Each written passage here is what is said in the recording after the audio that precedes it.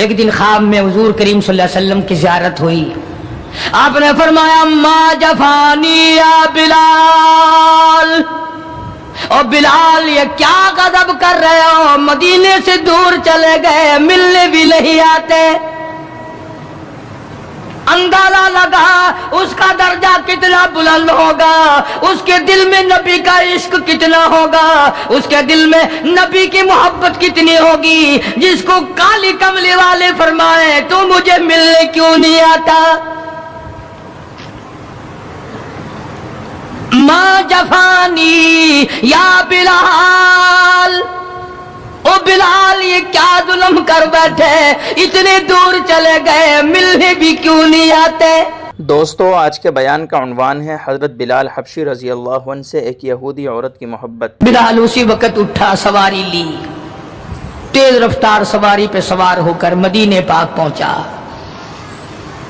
سیدنا بلال کو دیکھ کر مدینے میں کوہرام مچ گیا. نبی کا مؤذن آ گیا، کالی کملی والے کے دربار کا غلام آ گیا. سارے لوگ چاروں طرف جمع ہو گئے. حسنین کریمین رضی اللہ تعالی عنہما کو جا کے ملے، بلا کے لائے. فاطمۃ الزہرا کے لخت جگر بیٹو، علی مرتضیٰ کے شیر جوانوں، تمہاری بات نہیں موڑیں گے، ذرا اذان کی فرمائش کرو، اذان تو دے دے نبی کے زمانے کی. بلال آئے ہوئے ہیں. جناب بلال حبشی رضی اللہ تعالیٰ عنہ نے مدینے کی مسجد میں، مسجد نبوی میں کھڑے ہو کر جب اذان شروع کی، مدینے میں کوہرام مچ گیا. عورت مرد باہر نکل آئے، چلو نبی کے اذان زمانے کی اذان آئی ہے، چلو شاید دیدار ہو جائے. سیدنا بلال حبشی رضی اللہ تعالیٰ عنہ ان غریب صحابہ میں سے ہیں جنہوں نے ابتداء اسلام میں بڑے دکھ اٹھائے، بڑی پریشانیاں جھیلی. صرف کہنے سننے کی بات نہیں، اور خداوند عالم نے ان کے مقدر جگائے. اللہ تمہیں توفیق دے، تم سارے کے سارے حج بیت اللہ کرو، مکے جاؤ، جا کے دیکھو جس مقام پہ سیدنا بلال نے کوڑے کھائے، مار کھائی، آج وہاں مسجد بنی کھنی ہے، اور کوڑے مارنے والے جہاں رہا کرتے تھے وہاں بیت الخلا بنا ہوا ہے.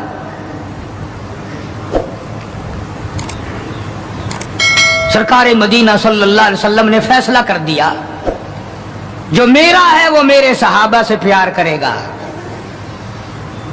جس کو میری ساتھ دشمنی ہے وہ میرے صحابہ کا دشمن ہے.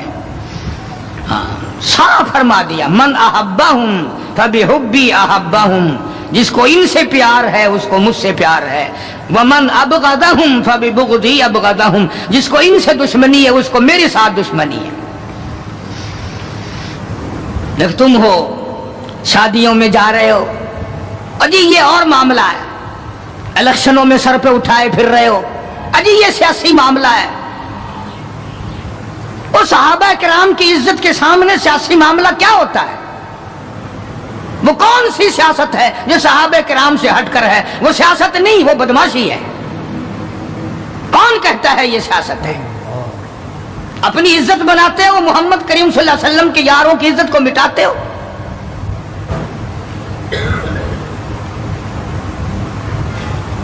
قربان جاؤں ان حضرات پہ، تم تو اب بھی نہیں سمجھ سکے ہوگے میں کن کی بات کر رہا ہوں.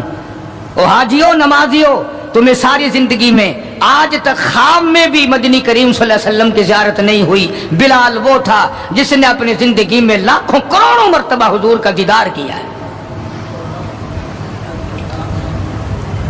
سرکار دو عالم صلی اللہ علیہ وسلم کے گھر کا ساز و سامان لاتا ہے، اور یہ مرتبہ یوں ہی نہیں ملا، ہاں مفت میں نہیں مل گیا.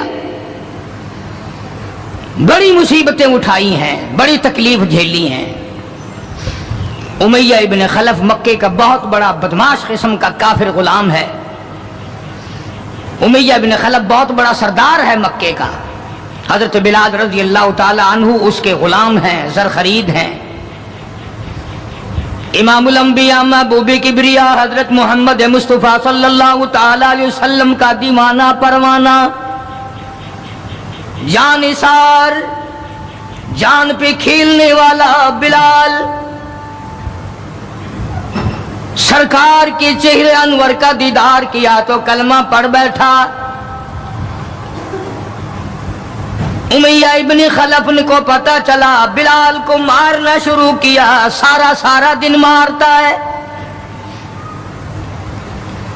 لوہے کی زرہ پہنا کر دھوپ میں سارا دن لٹائے رکھتا ہے، گرم ہو جاتی ہے، بدن جل جاتا ہے، سارا دن نمبر وار پٹائی کرتی ہیں۔ شام کے وقت سیدنا بلال رضی اللہ تعالیٰ عنہ کے پیروں میں رسے ڈال کر مکے کے لڑکے گلیوں میں گھسیٹے پھرتے ہیں۔ جس گلی سے گزارا جاتا ہے عورتیں پوچھتی ہیں کیا بات ہے، نوجوان پوچھتے ہیں کیوں مارتے ہو، مارنے والے جواب ایک دیتے ہیں، غلام امیہ ابن خلف کا ہے، کلمہ کالی کملی والے کا کیوں پڑھتا ہے؟ چمڑا اڑ گیا، ہڈیاں سالم نہ رہی، روزانہ گھسیٹا جاتا ہے، روزانہ مارا جاتا ہے، روز مار کے امیہ ابن خلف تھک گیا۔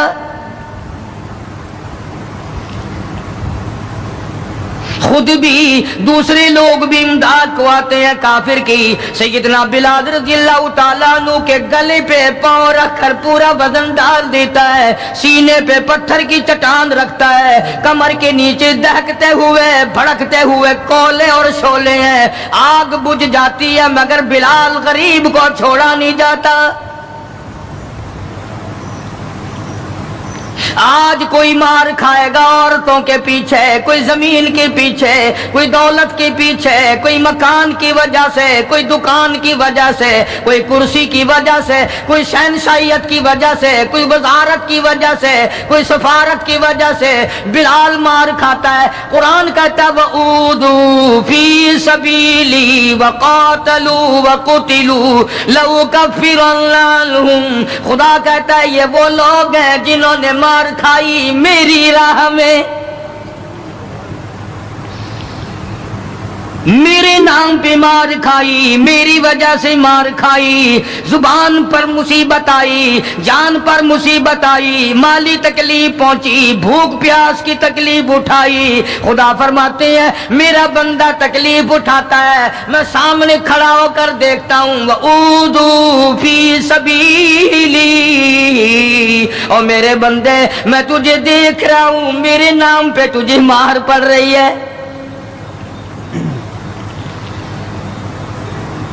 جناب بلال حبشی رضی اللہ تعالیٰ عنہ کی ذات اقدس ہے، مار کے تھک گئے، اکتا گئے، سزا دے کر تھک گئے، مگر بلال اپنے ایمان میں، اپنے یقین میں، اپنی توحید میں، ختم المرسلین صلی اللہ علیہ وسلم کی رسالت میں کسی قسم کی ملاوٹ کرنے کو تیار نہیں۔ تمہیں تو آج اگر تھوڑا سا کوئی کہہ دے کہ اس سال کاروبار میں تجھے منافع اسی لیے تو نہیں ہوا کہ تو نے فلانے بابے کو نہیں مانا، فلانے بابے کی پوجا نہیں کی، فوراً کروٹ بدل جاتا ہے، چلو بھائی اب کے بابے کو ہی مانیں گے۔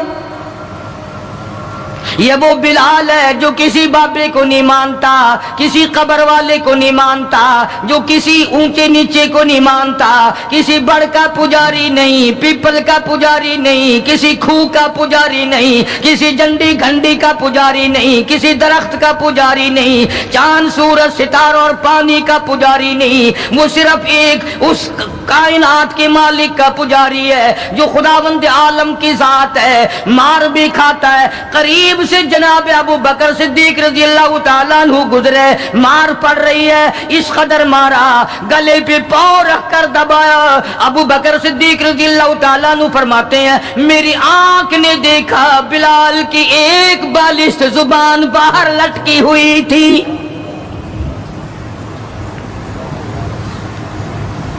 کمال ہے، اتنی تکلیف اٹھا رہا ہے،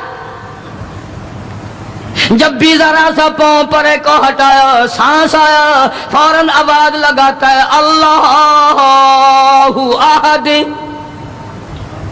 میرا خدا ایک ہے، میرا معبود ایک ہے، میرا کارساز ایک ہے، میرا پیدا کرنے والا ایک ہے، میری جان کا مالک ایک ہے۔ واللہ علی کل شیء قدیر، وہی ہر چیز پہ قادر ہے، میری جان پہ بھی اسی کی قدرت ہے، میرے یقین پہ اسی کی قدرت ہے۔ اور مارنے والوں میں سچا عاشق ہوں، تم مارتے تھک جاؤ گے، میں مار کھاتا نہ تھکوں گا، اس لیے جس کی وجہ سے مار کھا رہا ہوں وہ حی قیوم ہے، میں اسی کا بندہ ہوں۔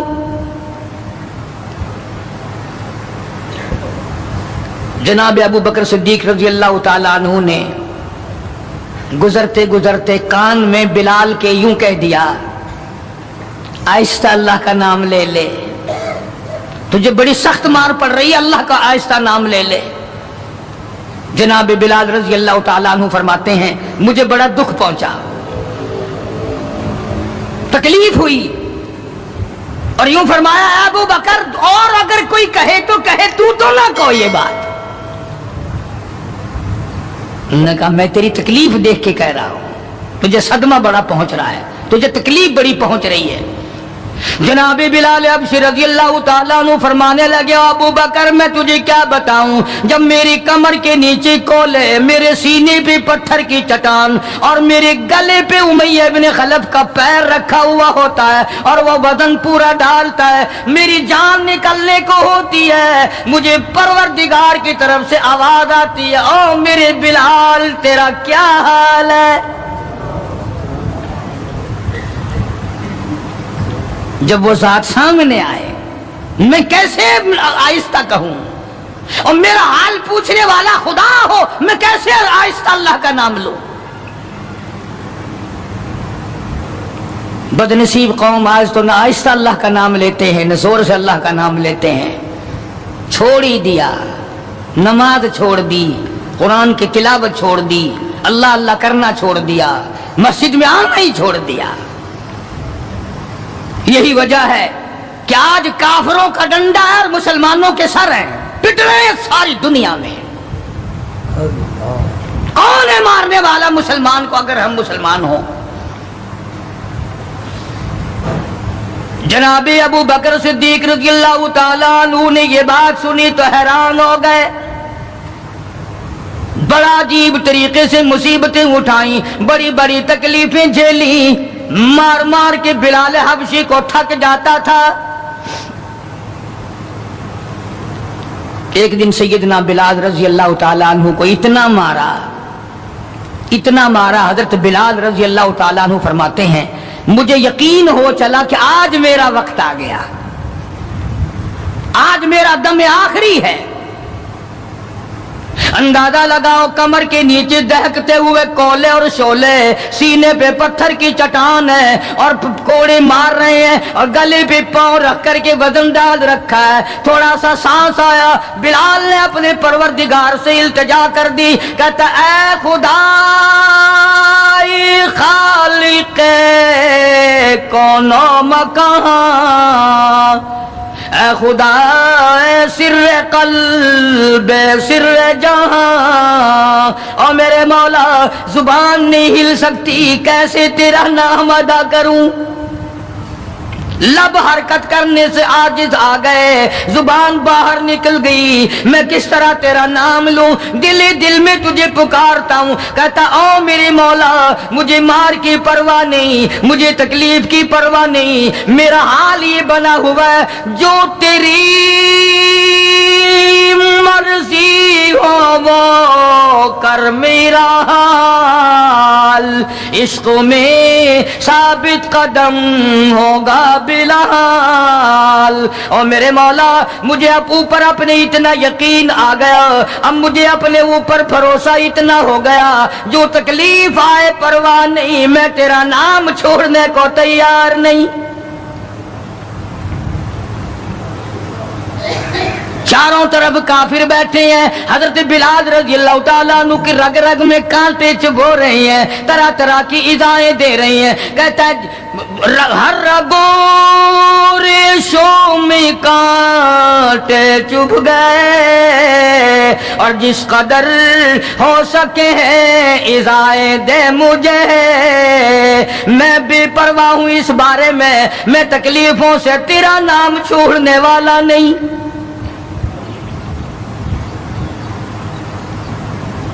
جناب ابو بکر صدیق رضی اللہ تعالیٰ عنہ نے حال دیکھا۔ آج کا دولت مند رات دن سوچتا ہے دوسرا کارخانہ کس طرح سے لگاؤں، کاہے کا لگاؤں، کہاں لگاؤں، دوسری فیکٹری کہاں لگاؤں، دوسرا کاروبار کس طرح پہ بڑھاؤں۔ یہ مکے کا دولت مند تاجر ہے جس کا نام ابو بکر صدیق ہے رضی اللہ تعالیٰ عنہ۔ یہ مکے کی گلیوں میں اس نیت سے چکر لگاتا ہے کوئی مصیبت زدہ مسلمان ہوگا تو دولت خرچ کر کے اس کو آزاد کراؤں گا۔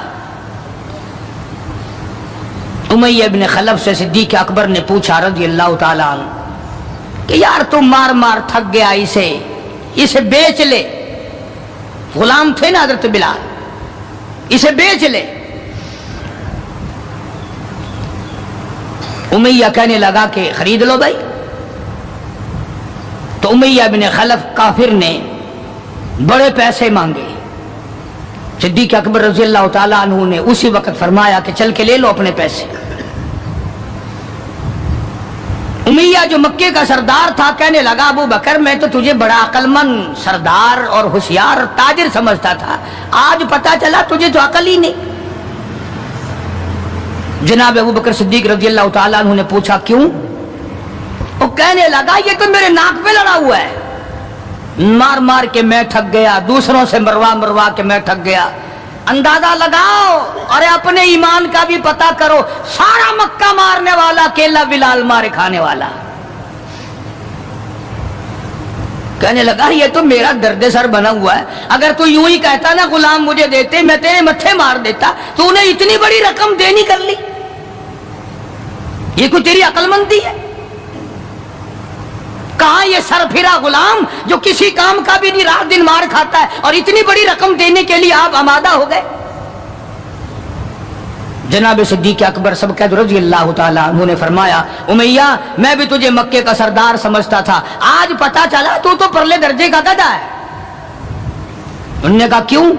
کہ وہ اس لیے کہ ہو بلال اور قیمت یہ مانگی تو نے، بلال جیسی ذات ہو اور قیمت یہ مانگی، اگر آج پوری دنیا کی دولت تو مانگتا اور میرے پاس ہوتی میں اپنی جان دے کر کے بھی بلال کو خرید کے آزاد کرتا۔ چنانچہ خرید لیا، آزاد کر دیا، دربار رسالت میں پیش کر دیا۔ جناب حضرت محمد الرسول اللہ صلی اللہ تعالی علیہ وسلم کو پیار آیا۔ اندازہ لگاؤ بلال کے زخموں کو دیکھ کر آقا دو عالم صلی اللہ علیہ وسلم کو رونا آ گیا۔ اسلام کے لیے مار کھائی، ایمان کی وجہ سے مار کھائی، اپنے یقین کی وجہ سے مار کھائی، کوئی سیاسی غرض نہیں، کوئی دنیاوی غرض نہیں۔ جناب رسالت مآب صلی اللہ تعالی وسلم نے، اللہ پاک نے اس کا پھل یہ دیا بلال کو، اس کا معاوضہ یہ دیا کہ دربار رسالت میں مؤذن بن گئے۔ اذان دینے کی جو ڈیوٹی تھی، منصب تھا، وہ حضرت بلال کو ملا رضی اللہ تعالی۔ جناب مدنی کریم صلی اللہ تعالی علیہ وسلم کی گھر کے خرچے اخراجات سودا سلف لانے کی ڈیوٹی حضرت بلال رضی اللہ تعالی عنہ کے ذمے تھی۔ کوئی کسی محکمے کے صاحب کا سامان لائے گا، کوئی کسی محکمے کے صاحب کا سامان لائے گا، کوئی کسی تاجر کا سامان خرید کے لائے گا، کوئی کسی افسر کا سامان خرید کے لائے گا۔ بلال تیرے پیروں سے اڑی ہوئی خاک پہ قربان ہو جاؤں، تو شہنشاہ کائنات کے دروازے کا غلام ہے، تو حضور کریم صلی اللہ تعالی علیہ وسلم کا سامان لاتا ہے، اور 5 وقت اذان کی ڈیوٹی ہے۔ آپ صلی اللہ علیہ وسلم کے لیے قرضہ بھی لے کے آتا تھا بلال یہودیوں سے، ایک دفعہ ایک قرضے والے نے جان کر کہ دوبارہ اسے پھنساؤ، غلام بناؤ، حضرت بلال رضی اللہ تعالیٰ عنہ اذان دینے کے لیے تیار کھڑے تھے، یہودی آیا اور آ کے کہنے لگا، یہ جو بدنصیب آدمی ہوتا ہے نا، جس کا ایمان نہیں ہوتا، وہ بے ادبی بڑی کرتا ہے۔ آج بھی تجربہ ہے اللہ والوں کی، علماء کی، بے ادبی وہی کرے گا جس کے اندر ایمان کی رتی نہ ہو۔ بے ادبی کے الفاظ وہی بولے گا ایمان کی رتی نہ ہو۔ تو حضرت بلال کو آ کر کے آواز دینے لگا اور کہنے لگا، او کالے۔ حضرت بلال نے فرمایا کیا بات ہے؟ کہ یا تو کل شام تک پیسے آ گئے، ورنہ یاد رکھ تجھے پھر غلام بنائیں گے ہم۔ جناب حبشی رضی اللہ تعالیٰ عنہ مدنی کریم صلی اللہ تعالیٰ علیہ وسلم کی خدمت عالیہ میں تشریف لائے، عرض کیا کالی کملی والے فلانا یہودی آ کر کے بڑی زبردست دھمکی دے گیا، وہ مجھے پھر دوبارہ غلام بنانا چاہتے ہیں، وہ پھر مجھے پریشان کرنا چاہتے ہیں، میں اب اتنا بڑا قرضہ کیسے ادا کروں؟ میں صبح کہیں نکل جاؤں گا، چھپ جاؤں گا، روپوش ہو جاؤں گا، جب کوئی انتظام ہو جائے اطلاع فرما دینا، میں حاضر خدمت ہو جاؤں گا۔ اے بلال تجھے مبارک ہو، تو سرکار دو عالم صلی اللہ تعالی علیہ وسلم کے قرضے کی وجہ سے پریشان ہے۔ ذرا سوچیں وہ لوگ جن کو اللہ تعالیٰ نے دولت بخشی ہے، جن کو اللہ پاک نے کھانے پینے کے لیے دیا ہے، کہ ہمارے نبی حضرت محمد کریم صلی اللہ علیہ وسلم نے کن دکھوں سے اپنی زندگی پاس کی ہے، قرض لے لے کر۔ صرف قرض نہیں، آج ہم یہودی بن کے مر رہے ہیں، عیسائی بن کے مر رہے ہیں، کافر اور مشرک بن کے مر رہے ہیں۔ ان کی ریس ہے ہر معاملے میں، ان کے طریقے کو اپنا کر کے آج مسلمان نوجوان بڑے خوش ہوتے ہیں۔ تم نے ہزاروں مرتبہ سنا ہوگا، آؤ شہنشاہ کائنات کا وہ لباس تو دیکھو جس لباس میں حضور صلی اللہ علیہ وسلم کی وفات ہوئی ہے۔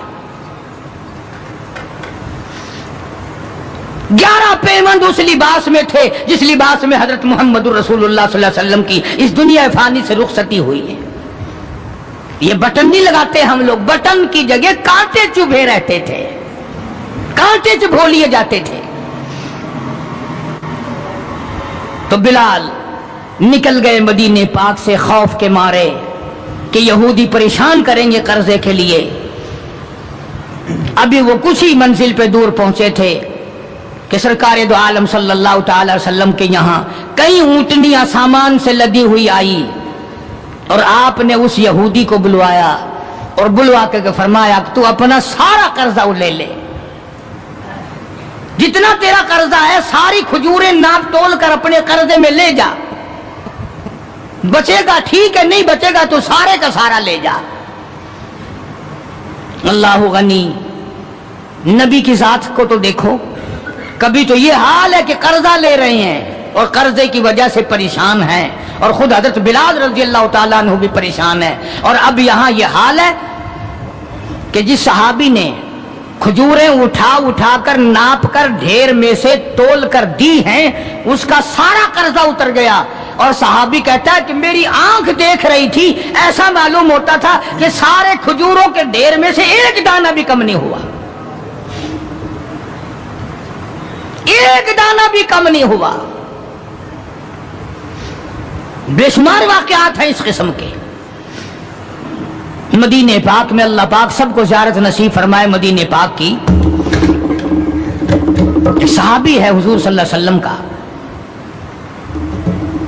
اس کا باپ فوت ہو گیا، قرضہ تھا باپ کے ذمے، اس نے سارے سیزن کی کھجوریں اکٹھی کی اور ڈھیر لگا کر سرکار دو عالم صلی اللہ علیہ وسلم کی خدمت عالیہ میں آیا کہ جی فلاں آدمی کا میرے ابا کے ذمے قرض ہے، وہ آپ کھڑے ہو کر اتار دیں، اپنے سامنے وہ قرضہ اتروا دیں، ساری کھجوریں میں نے سنبھال کے رکھی ہیں، بچوں کو ایک دانہ نہیں دیا میں نے۔ کیسے لوگ تھے جو باپ کے قرضے کا فکر کرتے تھے، اب تو الحمدللہ اپنے قرضے کا فکر نہیں، اگر میں مر گیا تو کون دے گا، بلکہ خوش ہیں، قرضہ مار کے مر جانے پہ لوگ خوش ہیں۔ حالانکہ قرضہ ایسی چیز ہے کہ حضور کریم صلی اللہ تعالی علیہ وسلم نے جب تک یہ پوچھ نہ لیا کبھی بھی کسی کا جنازہ نہیں پڑھایا جب تک یہ پوچھ نہ لیا کہ اس کے ذمے کسی کا قرضہ تو نہیں، اور اگر پتا چلا کہ ہے تو فرمایا ضامن بنو، کون دے گا؟ اور اگر ضامن کوئی نہیں بنا تو حضور نے کسی صحابی سے جنازہ پڑھوا دیا، خود جنازہ چھوڑ دیا۔ یہ تھوڑی بات ہے کہ نبی جنازہ چھوڑ دے۔ آج لوگ گسے مارتے ہیں، بڑے خوش ہوتے ہیں، کوئی گل نہیں، ایسا کوئی بھجے ہوئے نے۔ آدمی اپنا قرضہ جو منگا تھے مٹی چاہ گئے ہیں، بھج گئے کتائی، دینا نہیں، ڈرتا نہیں، اگر میں مر گیا تو میرا قرضہ کون دے گا؟ یہ تھوڑی مصیبت ہے، یہ تھوڑی بات۔ اور نبی جس کا جنازہ چھوڑ دے، نبی جس کی جنازے کو چھوڑ کر ہٹ جائے، یہ کوئی تھوڑی بات ہے۔ پہلے لوگ دعائیں مانگا کرتے تھے، یا اللہ مقروض بنا کے نہ ماریو، اور اب دعا کرتے ہیں یا اللہ جتنا گڑگپا کر کے مروں اتنا ہی اچھا۔ بے ایمانی کر کے مرنا چاہتے ہیں، لوگوں کا پیسہ کھا کے مرنا چاہتے ہیں، فنکاری کر کے مرنا چاہتے ہیں۔ شرم نہیں، یہ کوئی موت ہے؟ یہ کوئی مرنا ہے؟ یہ تو لعنت کی موت ہے۔ کسی کا کھا کے مر جاؤ، جب وہ سنتا ہے تو کہے گا نہیں اور تجھ پر خدا کی لعنت، تو میرا روپیہ کھا کے مر گیا۔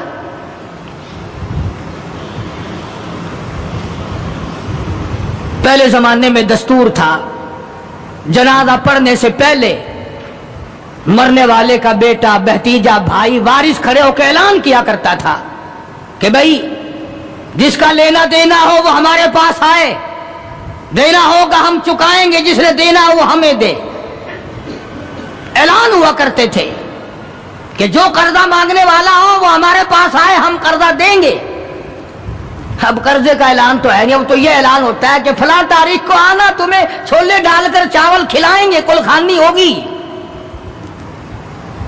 قرضہ کون اتارے؟ اور اگر کوئی آ بھی جائے مانگنے لگا جی تسا جانو ایسا کوئی ضامن لگے، ایسا کوئی ٹھیکہ چاہیا ہے، ہم نے کوئی ضمانت اٹھائی ہے تمہاری۔ مدینے کا صحابی حضور کریم صلی اللہ تعالی علیہ وسلم کی خدمت عالیہ میں آیا، میرے ابا کے ذمہ قرض ہے، میری غیرت گوارا نہیں کرتی، میری طبیعت گوارا نہیں کرتی، میرا مزاج گوارا نہیں کرتا، میں بیٹا دنیا میں موجود ہوں، میرا ابا قبر میں مقروض پڑا ہو۔ مدنی کریم صلی اللہ تعالی علیہ وسلم نے فرمایا ساری کھجوریں اکٹھی کر لی، گھر میں کتنی رکھی ہے؟ بچوں کے لیے کتنا رکھا کھانے کے لیے؟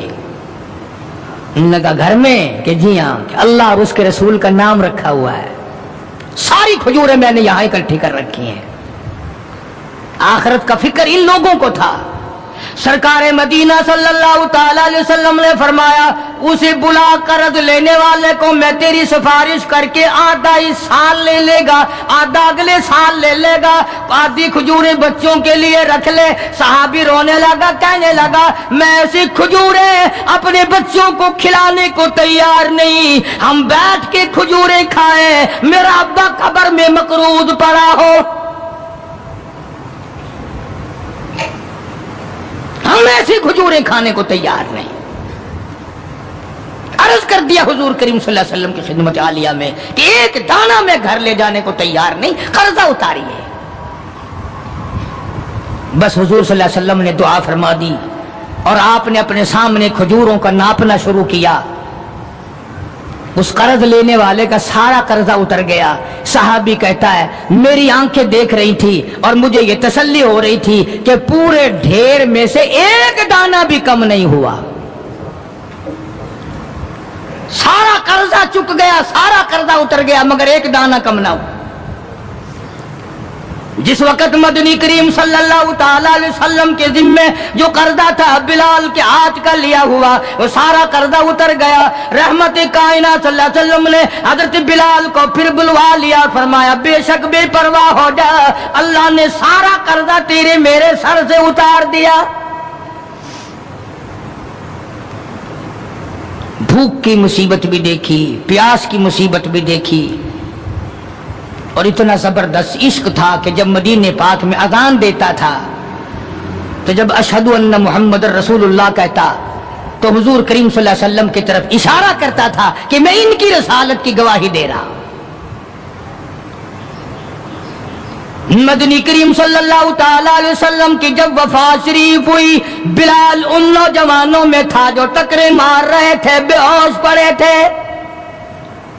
کہاں جاؤں، کسے دیکھ کے اپنا گزارا کروں، کس کا دیدار کروں، کس کو اپنا آقا مولا بناؤں، کون میرے سینے پہ ہاتھ رکھ کے پوچھے گا بلال تیرا کیا حال ہے؟ کون پوچھے گا مجھ سے؟ اور حضور صلی اللہ علیہ وسلم کی وفات شریف کے بعد جب مسند کو خالی دیکھتا اور جب اذان دیتا اشارہ کرتا، حضور نظر نہ آتے، بے ہوش ہو کر گر پڑتا تھا۔ انہیں محبت تھی، انہیں لگن تھی، انہیں سوز و گداز تھا، انہیں عشق تھا، ان کے دلوں میں اللہ تبارک و تعالیٰ نے جناب رسول اکرم صلی اللہ علیہ وسلم کی محبت کی مہر لگا رکھی تھی۔ آج ہمارے دلوں پہ مہر مال کی ہے، دولت کی ہے، پیسوں کی ہے، دنیا کی ہے، کرسی کی ہے، اقتدار کی ہے، سرکار کی محبت کی مہر نہیں ہے۔ اگر وہ ہوتی تو آج ہمارا خدا جانے کیا حال بنتا۔ اس لیے قرآن کریم نے ان لوگوں کی تعریف کی، فرمایا الذین آمنوا وہاجروا وجاہدوا فی سبیل اللہ، بے شک وہ لوگ جنہوں نے اللہ کے نام پہ ہجرت کی، اللہ کے نام پر ایمان لائے، اسی کے نام پہ ہجرت کی اور جہاد کیا میری راہ میں، بِأَمْوَالِهِمْ وَأَنفُسِهِمْ، مالی قربانی کی، جان کی قربانی دی۔ اللہ کہتا ہے اولئک اعظم درجۃ عند اللہ، یہی ہے وہ لوگ جن کے بہت بڑے درجے بلند ہیں میرے یہاں۔ میں خدا کے نزدیک ان کے درجے بڑے ہیں، میں خدا کے نزدیک ان کے مقام بڑے اونچے ہیں، میں پروردگار عالم کے نزدیک ان لوگوں کے مقامات بڑے اونچے ہیں، اور خدا جن کو اونچا کہے وہ کتنے اونچے ہوں گے۔ اور دونوں شہادتیں اللہ پاک کی قرآن میں ہے حضرات صحابہ کرام کے بارے میں۔ تمہارا اس طرف دھیان نہیں، تمہیں تو صرف تھوڑی سی کوئی انگلی لگا دے، دیکھو جی فلانے نے فلانے کا حق مار لیا تھا، دیکھو نا جی برا ہوا نا جی، اوہو تم بھی فیصلہ کر جج بن جاتے ہو، تم بھی فیصلہ کرنے والے بن جاتے ہو۔ ٹھیک ہے یار، صحابہ کے درجے تو بڑے ہیں، مگر یہ بات تو نہیں چاہیے تھی انہیں۔ تجھے کیا پتا ہے؟ تجھے اپنے ایمان کا تو پتہ نہیں، تو صحابہ کرام کے ایمان کا پتہ کرتا ہے۔ ساری عمر گوں کھاتے گزر گئی، حرام کا پیشاب پیتے گزر گئی، ہم صحابہ کرام کے فیصلے کریں گے؟ اور فیصلہ کرنے والے ہم، اور فیصلہ نبی کے یاروں کا، نبی کے دیوانوں کا، نبی کے پروانوں کا۔ خدا گواہ ہے، خدا کہتا ہے بِأَمْوَالِهِمْ وَأَنفُسِهِمْ کہ ان لوگوں نے مال بھی قربان کیا، جان بھی میرے اوپر قربان کر دی۔ خدا گواہ ہے، رسول گواہ ہے، قرآن گواہ ہے۔ تم صحابہ کرام میں 1 کروڑ عیب نکالو، کوئی صحابہ کے درجے کو نقصان نہیں پہنچا سکتا۔ 1500 سال پہلے کی باتیں کرنے کے لیے بڑے ہوشیار ہو، آج کل کی باتیں کوئی نہیں کرتا۔ کیسے کریں؟ انشاءاللہ شام جیل میں ہوگی۔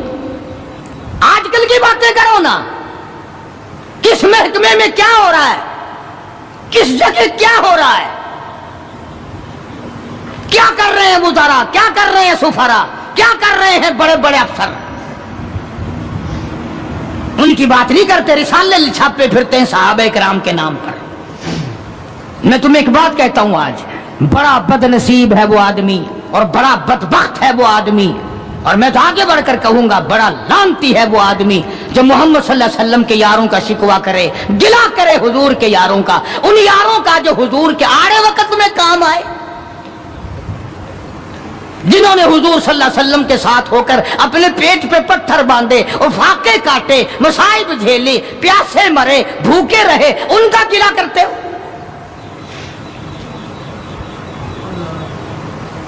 اور پھر تمہیں جج کس نے بنایا؟ تم ہوتے کون ہو؟ تم کون ہو محمد صلی اللہ علیہ وسلم کے یاروں کا فیصلہ کرنے والے؟ وہ خدا کے بندے تھے، خدا ان کا گواہ ہے، نبی ان کے گواہ ہیں، قرآن ان کی تعریف کرتا ہے۔ فرمایا ان الذین آمنوا وہاجروا وجاہدوا فی سبیل اللہ، ایمان لائے، ہجرت کی، جہاد کیا نہ۔ بدر میں تو وہ لڑے، احد میں انہوں نے قربانیاں دیں، حنین میں وہ لڑے، خندق میں وہ لڑے، تبوک میں انہوں نے قربانیاں دیں، یرموک میں انہوں نے قربانیاں دیں۔ ایک ایک صحابی ایسا ہے، حضرت خالد بن ولید رضی اللہ تعالیٰ عنہ نے 125 جنگ لڑے ہیں، اور اسلام کے نام پر جنگیں تو انہوں نے لڑی، اور تم کرسیوں پہ بیٹھ کر میز پہ رسالے رکھ کر فیصلے تم کرتے ہو، تم ہو کون؟ یہ تو منافقوں کی اولاد کر سکتی ہے، یہ تو یہودیوں کی اولاد کر سکتی ہے، یہ تو عیسائیوں کی اولاد کر سکتی ہے، مسلمان کا تخم ایسا نہیں کر سکتا۔ کبھی حضور صلی اللہ علیہ وسلم کے گھر کا گلا، کبھی حضور صلی اللہ علیہ وسلم کے دوستوں کا اور آپ کے یجانثاروں کا گلا، کوئی بھی کرے، مجھے اس سے کوئی بحث نہیں۔ بہرحال ہم ان کو اپنا نہیں جانتے، اور جو نبی کے یاروں کے نہیں وہ ہمارے نہیں، ہاں وہ ملک کے نہیں، وہ قوم کے وفادار نہیں ہو سکتے، وہ ملت کے وفادار، اور جو نبی کے دروازے کا وفادار نہیں وہ تیرا وفادار کب ہوگا؟ یہاں تو غلامی کرنے والوں نے سب کچھ کمایا ہے، ہاں سب کچھ کمایا غلامی کرنے والوں نے۔ اللہ غنی، ان کی پیٹھ گواہ ہے کہ انہوں نے اسلام کے لیے کیا کیا، ان کے کمر پہ کوڑوں کے نشانات گواہ ہیں کہ انہوں نے اسلام اور ایمان کے لیے کیا کیا۔ سیدنا بلال سب قید رضی اللہ تعالیٰ عنہ وفات شریف کے بعد مدینے میں رہ نہ سکے، منبر خالی میرے سے دیکھا نہیں جاتا، دمشق چلے گئے، وہاں جا کر اپنی اللہ اللہ کی۔ ایک دن خواب میں حضور کریم صلی اللہ علیہ وسلم کی زیارت ہوئی، آپ نے فرمایا ما جفانی یا بلال، اور بلال یہ کیا غضب کر رہے ہو، مدینے سے دور چلے گئے، ملنے بھی نہیں آتے۔ جب میرا قہر جوش میں آئے گا پھر ایک دو کو نہیں، پھر بستی کی بستی، ملک کے ملک اجاڑ کے رکھ دوں گا۔ افلم یہد لہم کم اہلکنا قبلہم من القرون،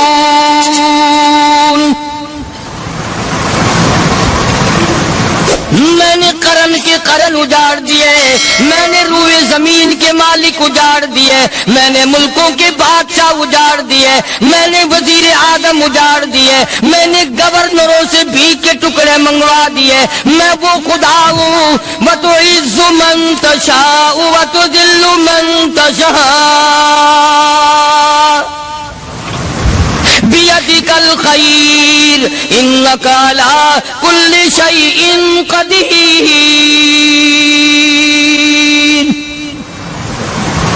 سارا نظام میرے ہاتھ میں ہے، تبارک الذی بیدہ الملک، برکتیں میرے پاس ہے، رحمت میرے پاس ہے، خیر میرے پاس ہے، بھلائی میرے پاس ہے، سلامتی کے خزانے میرے پاس ہے، امن کے خزانے میرے پاس ہے۔ وَهُوَ عَلَى بِيَدِهِ الْمُلْكُ، ملک میں راج میرا، وَهُوَ عَلَى كُلِّ شَيْءٍ قَدِيرٌ۔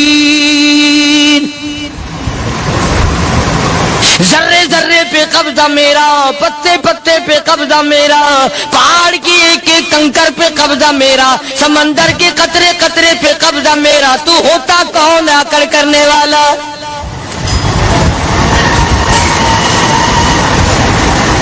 غور نہیں کرتے، سوچتے نہیں ہیں کہ کلام الہی ہمیں کیا بتانا چاہتا ہے۔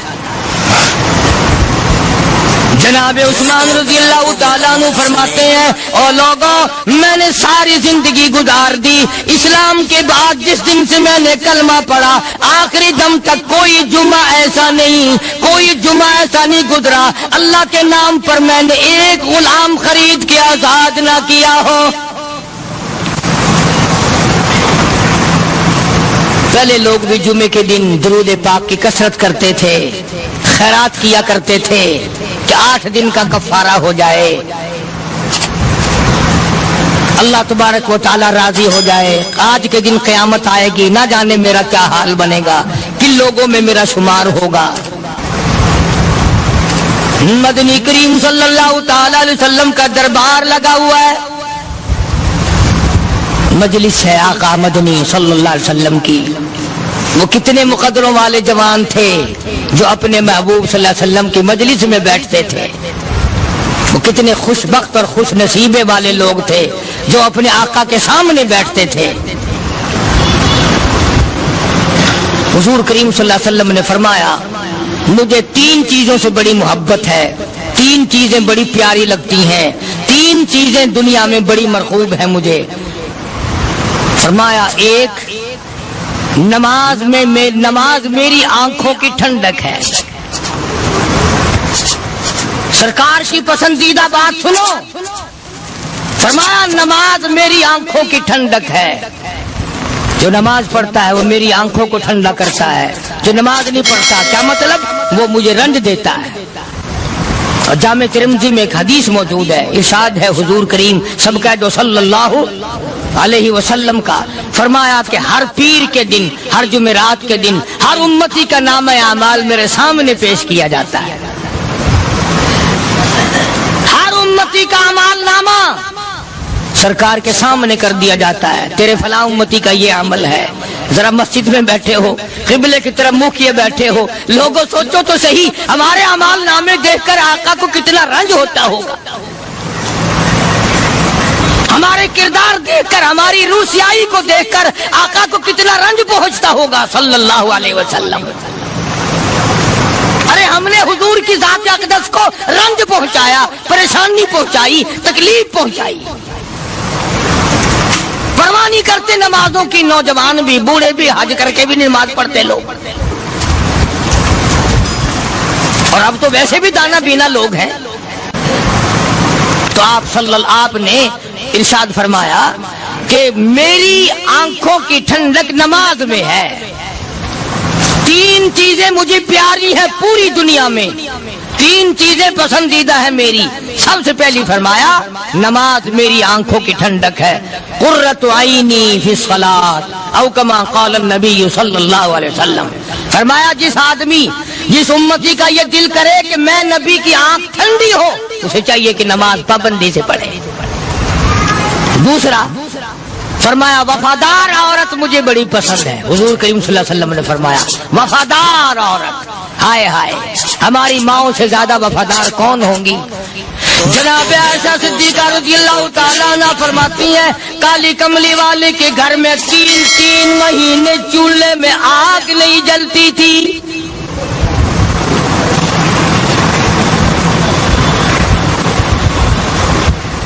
دوسروں کے واسطے ہے سیم و زر و گوہر، اور اپنا یہ حال ہے کہ چولہا ہے بجھا ہوا۔ جناب عائشہ صدیقہ رضی اللہ تعالیٰ عنہ فرماتی ہیں ہمیں 24 گھنٹے میں 1 پانی کا پیالہ اور 1 کھجور کا دانہ ملا کرتا تھا۔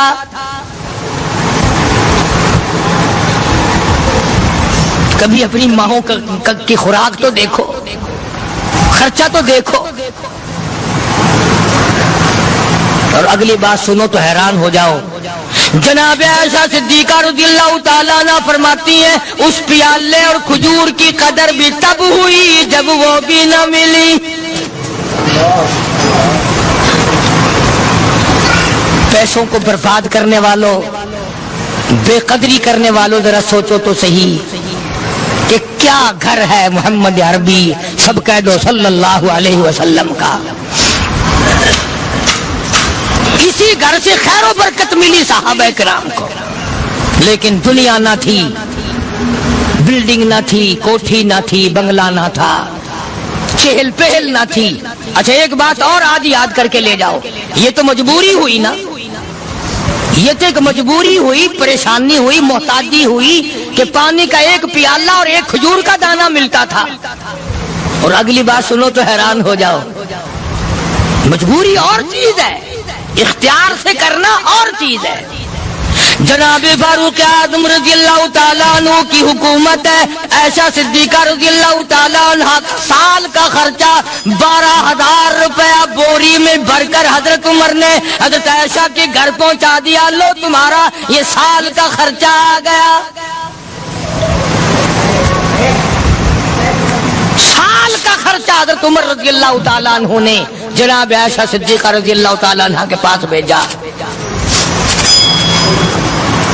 اتنا بڑا بورا بھر کر آیا.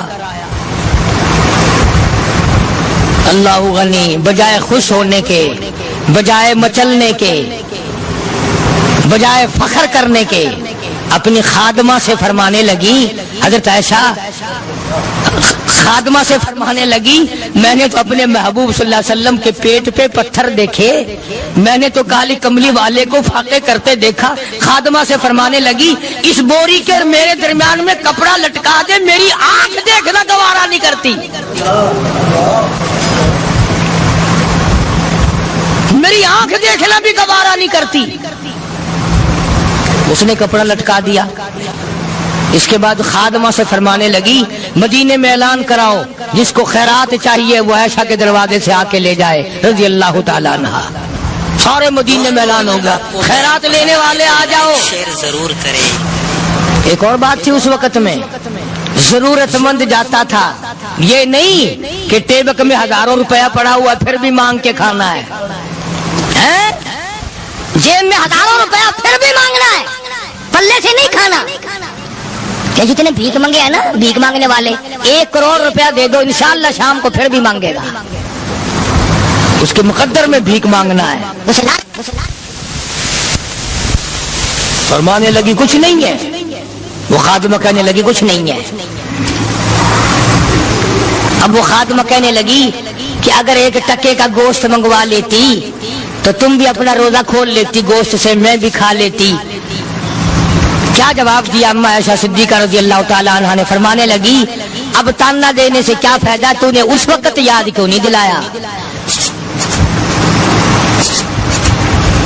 اس لیے میں نے یہ واقعہ سنا دیا کہ پہلی بات سن کر کے تو آپ لوگوں کے دل میں بھی یہ بات آئی ہے نا کہ جی مجبوری ہے، چوری تو وہ کرنے سے رہی بیچاری، پریشانی جو ہوئی، غربت جو ہوئی، تنگی جو ہوئی، چلو پانی کا پیالے پہ گزر کیا. اور نہیں، یہ حضرات اختیاری بھی فاقہ کرتے تھے. اب 12,000 آیا اور افطار کرنے کے لیے چھچوا رہے، کھجور بھی نہیں. اور ہم تو خدا جانے کب کب تک کا انتظام سوچتے ہیں، پوتے پوتیوں تک کا انتظام جب تک نہ کر لیں اور اولاد در اولاد تک کا انتظام نہ کر دیں اس وقت تک ہماری تسلی تو ہوتی نہیں. اسی کو مجذوب نے بڑے عجیب طریقے سے سمجھایا، کہتا ہے کہ آنے والی کس سے ٹالی جائے گی، آنے والی کس سے ٹالی جائے گی، اور جان ٹھہری جانے والی جائے گی، روح رگ رگ سے نکالی جائے گی، تجھ پہ ایک دن خاک ڈالی جائے گی. تیرے رشتہ دار عزیز اقربا دھڑا دھڑ مٹی پھینک کے ایسے آئیں گے گویا تجھے پہچانتے بھی نہیں. بڑی بڑی عجیب باتیں کہی مجذوب علیہ رحمت نے. اللہ کی رحمت نازل ہو اس کی قبر مبارک پہ آمین کہو. کہتا ہے سب کی سب ہیں راہ روے کوئے فنا، سب چل رہے ہیں فنا کی طرف. اب یہ جو ہم لوگ بیٹھے ہیں نا خوش ہو رہے ہیں، میری 50 سال عمر ہو گئی، میری 60 سال عمر ہو گئی، میری 40 سال عمر ہو گئی، میری 30 سال کم عمر ہو گئی. اور اصل بات ہمارے دماغ میں اپنے آپ کو آخرت کے لیے جس قدر ممکن ہو سکے تیاری کریں. آج کل بڑی رات ہے، سویرے اٹھو، کم سے کم صبح و شام ہر آدمی 1 تسبیح درود شریف کی، 1 تسبیح استغفار کی اور 1 تسبیح تیسرے کلمے کی، یہ تو کم سے کم ہو ہی جائے. بکواس کرتے سو جاتے ہیں، بکواس کرتے اٹھ جاتے ہیں، بھلا ہے کوئی زندگی کا معاملہ؟ اللہ سے معافی مانگتا سو جا اور معافی مانگتا اٹھ جا، خدا کی قسم اللہ کا دریائے کرم جوش میں آئے. تو یہ ساری چیزیں میں نے لیے عرض کی تو وقت پورا کرنے والا حساب نہیں کہ نہ جانے کس کو توبہ کی توفیق ہو جائے. کم سے کم ان 3 تسبیحوں کو ہر مرد عورت لازمی پکڑ لے. 1 تسبیح درود شریف کی، 1 تسبیح سبحان اللہ والحمدللہ ولا الہ الا اللہ واللہ اکبر ولا حول ولا قوت الا باللہ العلی العظیم. اور ایک تسبیح استغفر اللہ الذی لا الہ الا هو الحی القیوم واتوب الیہ یا استغفر اللہ ربی من کل ذنب واتوب الیہ، اور ایک تسبیح درود شریف کی اللہم صلی علی سیدنا مولانا محمد وعلی آل سیدنا مولانا محمد مبارک وسلم وصلی علیہ۔ جب ایک مرتبہ درود بندہ پڑھے گا 10 بار اللہ کی رحمت آئے گی، 10 گناہ معاف ہوں گے، 10 درجے بلند ہوں گے، 10 خطائیں معاف کر دی جائیں گی، تو کتنا بڑا اجر ہے۔ خصوصاً بوڑھوں کو چاہیے کہ وہ گپوں میں اپنا وقت خراب نہ کریں۔ خدا کی قسم قبر میں جانے کے بعد تجھے ایک سانس کی مہلت ہے۔ پر مجھے اس بات کا افسوس ہے کہ آپ لوگ پورا مضمون سننے کی کوشش نہیں کرتے، بلکہ بعض لوگ بالکل اخیر میں سر سے، ایک ہے جمعے کی فضیلت حاصل کرنا، ایک ہے جمعہ پڑھنا، ایک ہے سیرو نہانا، اس میں بڑا فرق ہے۔ ایک ہے سر سے اتارنا اور ایک ہے اس کی فضیلت کا حاصل کرنا۔ حدیث پاک میں آتا ہے کہ جمعے کے دن فرشتے دروازے پہ کھڑے ہو کر کے حاضری لگاتے ہیں۔ ہاں، اللہ صاحب مل کی ٹیکسٹائل مل کی حاضری کا تو پتا ہے، مسجد کی حاضری کا کوئی پتا نہیں۔ اگر دیر ہو جائے تو وہ گیٹ کیپر واپسی کر سکتا ہے، اگر دیر میں آیا تو یہ فرشتہ نہیں کہتا، لانتی ہمارا پیچھے سے۔ بہت مدت کی بات ہے، علامہ یوسف بن نور رحمۃ اللہ علیہ زندہ تھے، میں کراچی تھا، تو حضرت نے مجھے فرمایا کہ جمعہ ہمارے یہاں پڑھا دو اب کے۔ میری والی وہ جمعہ پڑھاتا تھا ان دنوں میں، تو میں جب گیا تو ہم ایک چھوٹے سے دروازے سے داخل ہونے لگے۔ ایک پٹھان کہنے لگا پرلے دروازے سے چلو، میں بھی ادھر سے جاتا ہوں۔ میں نے کہا کیوں؟ کہنے لگا فرشتہ ادھر رجسٹر لیے کھڑا ہے، تم ادھر سے گھس جاؤ گے تمہارا حاضری نہیں لگے گا۔ وہ کہنے لگا فرشتہ بڑے گیٹ پہ کھڑا ہے، ادھر چلو۔ تو کم سے کم اس پٹھان کا تو یہ عقیدہ ہے کہ فرشتہ کھڑا ہے، اور تمہارا خیال یہ ہے کہ جمعے کے دن نہ فرشتہ ہے نہ خدا ہے، کوئی بھی نہیں ہے۔ اس لیے سیرت النبی صلی اللہ علیہ وسلم کا عنوان شروع ہوگا، وقتی آؤ پورا مضمون سنو تاکہ لطف آئے، دل و دماغ بنے۔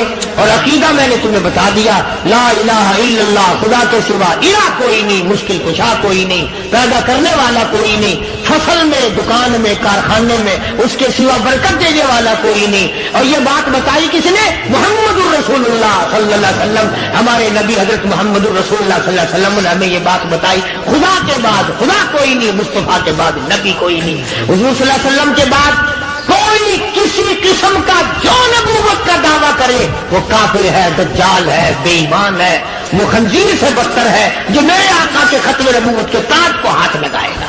فرمایا لہم قلوب لا یفقہون بہا، اللہ پاک جل شانہ فرماتے ہیں جس کا دل قرآن کریم سمجھنے کا عادی نہیں، لہم قلوب لا یفقہون بہا، جس کا دل قرآن سمجھنے کے لیے تیار نہیں، وَلَهُمْ أَعْيُنٌ لَا يُبْصِرُونَ بِهَا، جس کا کان اللہ کا قرآن سننے کے لیے تیار نہیں،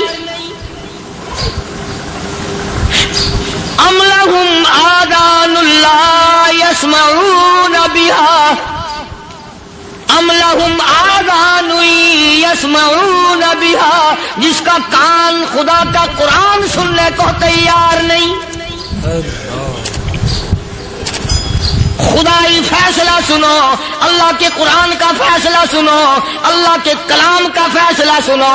جس کا کان میرا کلام سننے کے لیے تیار نہیں، جس کو میرا قرآن سن کے مزہ نہیں آتا، جس کو میرا کلام سن کے حلاوت نہیں آتی، جس کو میرا کلام سن کے لذت نہیں آتی، جس کی روح تازی نہیں ہوتی، جس کو لطف نہیں آتا، جس کو کیف نہیں آتا، جس کو سرور نہیں آتا، جو میرا قرآن سننے کو تیار نہیں، جو میرا قرآن آنکھوں سے دیکھنے کو تیار نہیں، جو میرا قرآن سننے سمجھنے کے لیے تیار نہیں، آؤ پھر خدائی فیصلہ سنو۔ فرمایا اولئک کالانعام،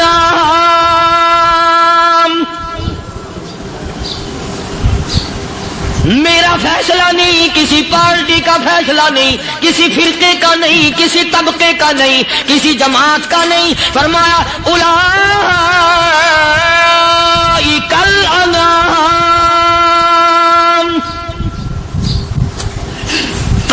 کرنے والا مالک و خالق کہتا ہے مجھے اپنی کبریائی کی قسم یہ سارے جانور ہیں،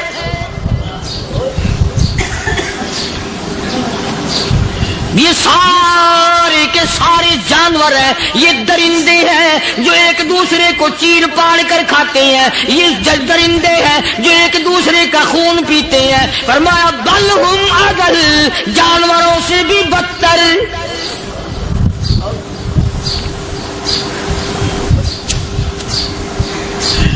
جس کے دل میں قرآن سن کر ترس نہیں، جس دل میں رحم نہیں، اپنے سے کمزور دیکھ کر جس کے دل میں شفقت نہیں، مہربانی کا مادہ نہیں، فرمایا وہ کوئی بندہ ہے، وہ تو جانور ہے۔ اور خدا قسم میں آ گیا، فرمایا بل ہم اضل، اس سے بھی بدتر۔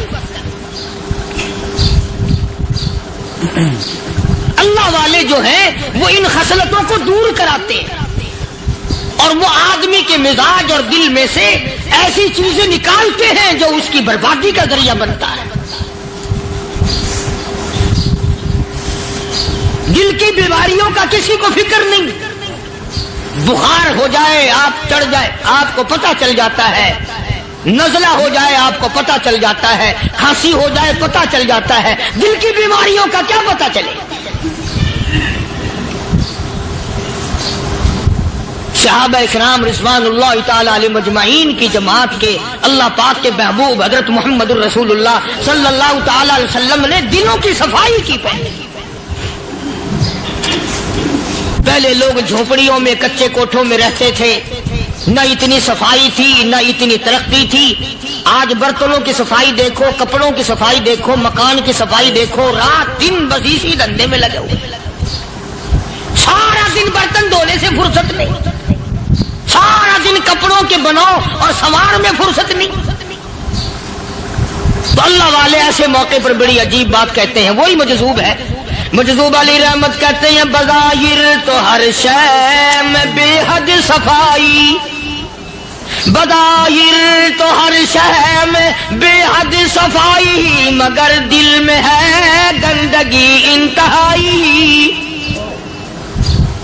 بظاہر تو ہر شے میں چہرے کی صفائی، بدن کی صفائی، نہ جانے کتنی قسم کا صابن ہے، نہ جانے کتنی قسم کے پاؤڈر ہے، نہ جانے کتنی قسم کے شیمپو ہیں، نہ جانے کتنی قسم کے کپڑے ہیں، کیا چال ڈھال ہے، کیا نئے نئے ڈیزائن ہے۔ مجذوب کہتا سب کچھ دیکھ لیا، بظاہر تو ہر شے میں بے حد صفائی، مگر دل میں ہے گندگی انتہائی۔ جس یار کی بیٹھک میں بیٹھ کے کھانا کھایا، جس رشتہ دار کی بیٹھک میں بیٹھ کے کھانا کھایا، اسی کی بہن کو دیکھ کر آبرو پہ ڈاکہ ڈالنے کا پروگرام ہے۔ جس دوست کے گھر میں بیٹھ کے کھانا کھایا، اسی دوست کی بیوی کی عزت لوٹنے کا پروگرام ہے۔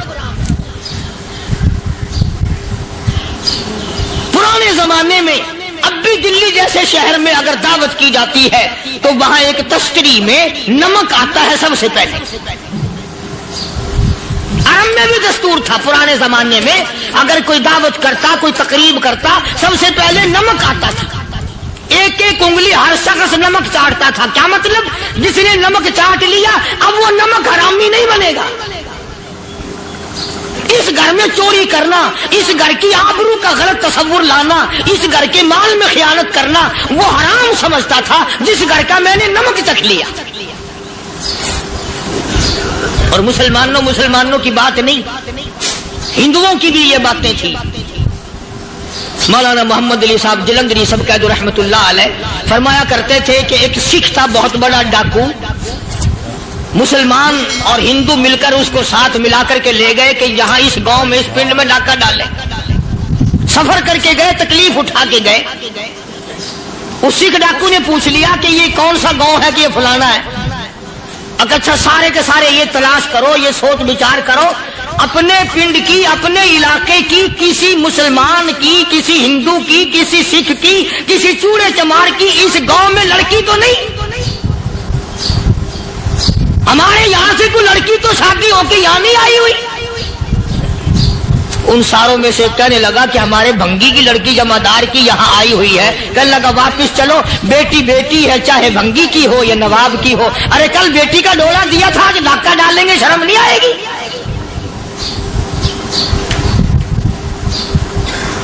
آج وہ تصور کہاں چلے گئے اور ہم سب روتے پھرتے ہیں, سکون نہیں, سکون نہیں, اطمینان نہیں. ارے اطمینان آئے گا کیسے؟ ہمارے دل بے ایمان ہے, نیتیں خراب ہے, آئے گا کہاں سے؟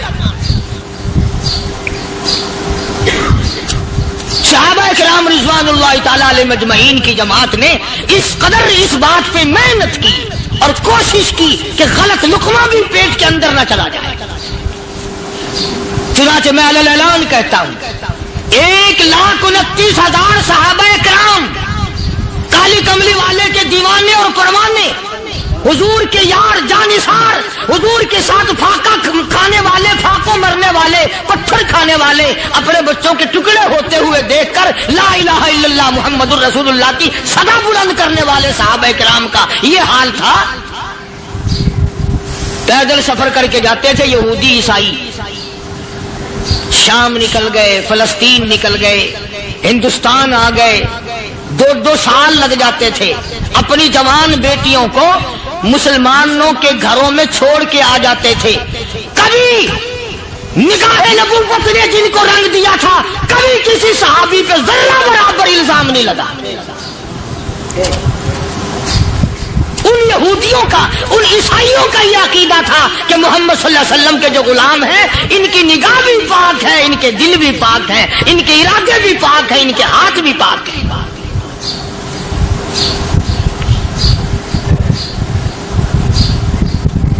مصر کے گورنر نے, مصر کے جنرل کرنل نے خط لکھا سیدنا فاروق اعظم رضی اللہ تعالی عنہ کی خدمت میں. دور خلافت ہے حضرت فاروق اعظم کا. کیا خط لکھا کہ حضور مجھے کافی وقت گزر گیا ہے اور فلاں علاقے میں آپ کے حکم سے ہم نے جانا ہے اور راستہ صرف ایک ہے اور اس راستے میں جال بچھا دیا گیا. اب مجھے مشورہ دیں, میں کیا کروں, حکم دیں مجھے. جال کیا بچھا دیا گیا کہ ہمیں پتا چل گیا ہے عیسائیوں نے پروگرام بنایا, سینکڑوں لڑکیاں تلاش کر کر کے بڑی خوبصورت حسینہ اکٹھی کی ہیں, ان کو گانے بجانے کی ٹریننگ دی ہے, ان کو اچھی اچھی آوازوں والی لڑکیاں ڈھونڈ کے لائے ہیں اور انہوں نے یہ پروگرام بنایا کہ جب مسلمانوں کی فوج اس گلی سے گزرے گی ان کوٹھوں کے اوپر چڑھ کے گانا بجانا کریں گے تاکہ ان کے دل میں بدماشی آئے اور ان کا بیڑا غرق ہو.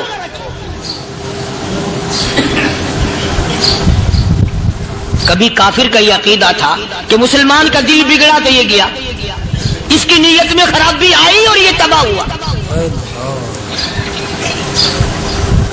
جناب فاروق اعظم رضی اللہ تعالیٰ عنہ نے اسے یہ خط نے لکھا کہ تو قرآن پڑھا کر, تو نفل پڑھا کر. امیر المومنین خلیفۃ المسلمین سیدنا فاروق اعظم رضی اللہ تعالیٰ عنہ نے اپنے جنرل کرنل کو خط لکھا کہ اس میں لمبی چوڑی فکر کی کوئی بات نہیں, اس میں کوئی پریشانی والی بات نہیں, کوئی سوچ و بچار والی بات نہیں. سارے تیری فوج میں, تیری کمان میں مسلمان ہیں, سب کو اکٹھا کر لے, ساروں کو اکٹھا کر کے قرآن کریم کے سورت نور کی 2 آیتیں سنا دے.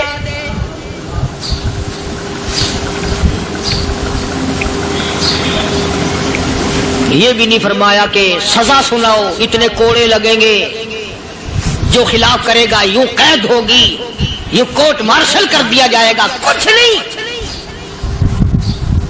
جناب فاروق اعظم رضی اللہ تعالیٰ عنہ کی رائے دیکھو, ان کے خیال میں قرآن کریم میں اتنی بڑی طاقت ہے, اتنی بڑی عظمت ہے, اتنی بڑی کرامت ہے, کلام الہی میں اتنا بڑا شرف ہے.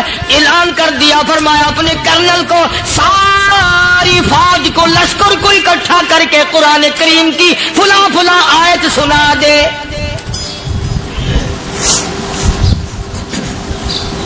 اور اس کے بعد بے دھڑک فوج کو, لشکر کو اسی راستے سے گزار کے لے جا, بے دھڑک لے جا.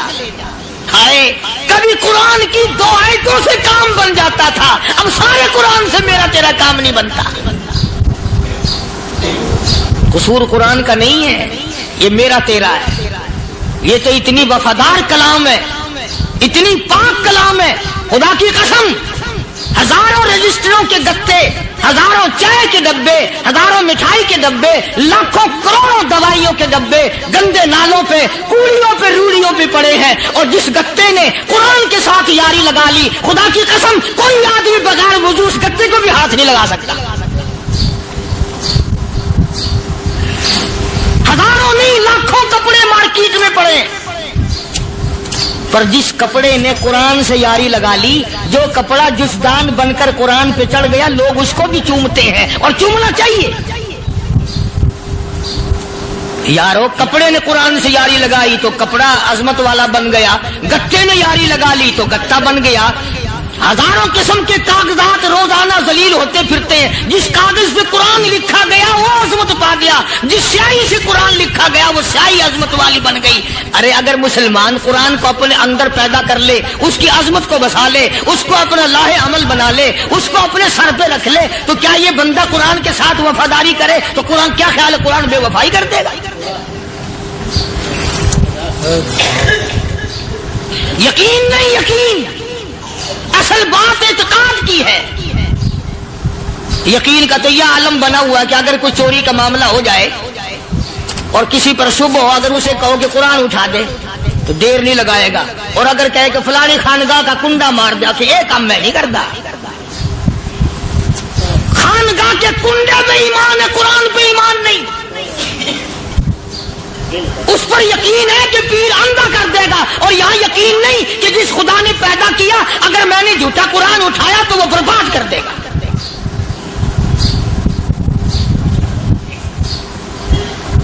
عجیب عجیب لوگ۔ چنانچہ مصر کے کرنل نے، مصر کے جنرل نے ساری فوج کو اکٹھا کر لیا۔ اس نے بھی یہ بات تو نہیں کہی کہ فاروق اعظم کو دوبارہ خط لکھتا کہ حضرت یہ تو 2 آیتیں آپ نے لکھی، یہ تو سارا قرآن روز پڑھتے ہیں، پر بنے گا کیا؟ جیسے فاروق اعظم کا یقین تھا، فاروق اعظم کی فوج کے کرنل کا بھی یقین ہے، فاروق اعظم کے فوج کے جنرل کا بھی یقین ہے۔ اس نے ساری فوج کو اکٹھا کیا، لشکر کو جمع کیا، اور اس کے بعد کہنے لگا قل للمؤمنین یغضوا من ابصارکم وَيَحْفَظُوا فُرُوجَهُمْ ذَلِكَ أَزْكَىٰ لَهُمْ إِنَّ اللَّهَ خَبِيرٌ بِمَا يَصْنَعُونَ۔ او لوگو، خدا تمہیں کہتا ہے اپنی آنکھوں کی حفاظت کرو، اگر تمہاری نظریں غلط جگہ پڑی اپنی عزت کی حفاظت کرو، اپنی آبرو کی حفاظت کرو، اگر غلط نظریں پڑی، غلط استعمال ہوئی، ان اللہ خبیر بما یصنعون۔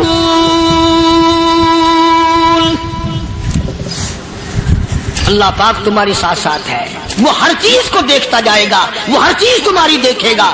چنانچہ تاریخ شاہد ہے، ابن حشام نے لکھا ہے، ابن خلدون نے لکھا ہے، اور کئی مورخین نے لکھا ہے کہ جب مسلمان جنرل نے، مسلمان کرنل نے اپنی فوج کو قرآن کی 2 آیتیں سنائی اور اس کے بعد حکم دیا چلو، تمام کا تمام لشکر چل رہا ہے، ادھر ڈھول بجا، دھماکے بجے، گانا شروع ہوا، گانا بجانا شروع ہوا، ساری فوج نکل گئی، سارا لشکر چلا گیا۔ لڑکیوں نے دیکھا کہ یہ تو ختم ہو گئے، نیچے آواز دے کے کہنے لگی اور جانے والوں یہ ساری فوج کئی اندھوں کی فوج تو نہیں؟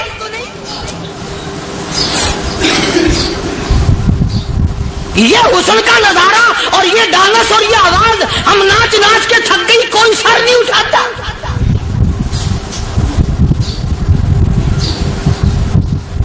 اور آج دیکھ لیں آپ،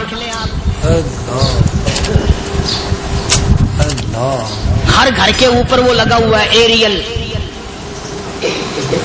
لعنت کا ایریل لگا ہوا ہے، لعنت کا ایریل۔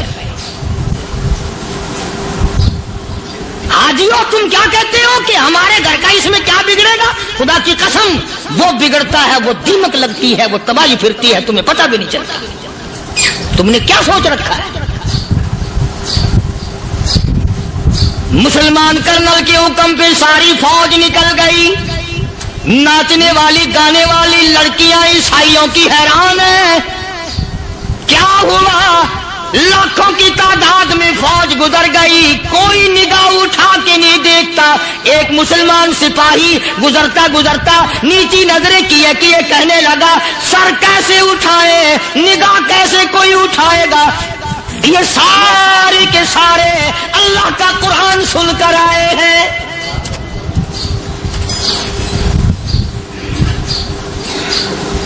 कैसे कोई निगाह उठाएगा, कैसे कोई सर को उठाएगा।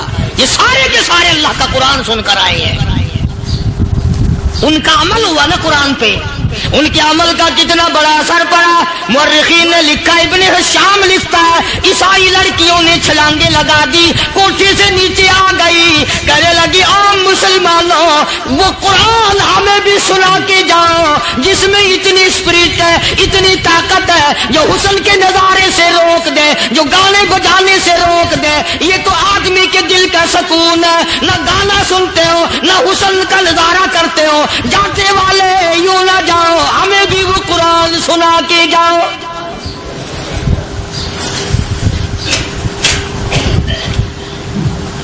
उस कुरान में कितनी बड़ी ताकत है, वो कितनी अजमत होगी उसमें, उस कलाम में कितनी बरकत होगी, जिस कलाम में ये तासीर है कि वो ऐसी ऐसी चीजों से रोक देता है। चुनाचे एक मुसलमान सिपाही चलता भी जाता है और कहने लगा, वकुल्लिल मुमिनीन,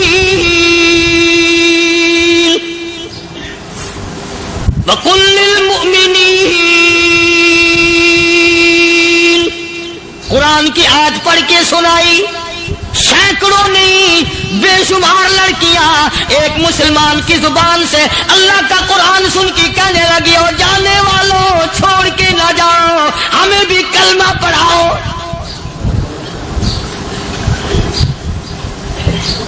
जितनी भी वो नाचने गाने वाली थी, तमाम की तमाम कलमा पढ़कर मुसलमान बन गई। और मुर्रिखीन ने लिखा है, आखिरी दम तक कुरान की शादाई और दीवानी बन के गुजरी है। फिर वो लड़कियां जो रात दिन हुस्न जमाल का पैकर बनी रहती थी, उलमा ने लिखा है, जब मौत आई, एक एक के बदन में, कपड़े लिबास में मौत आई तो 50-50 टाकी लगी हुई थी।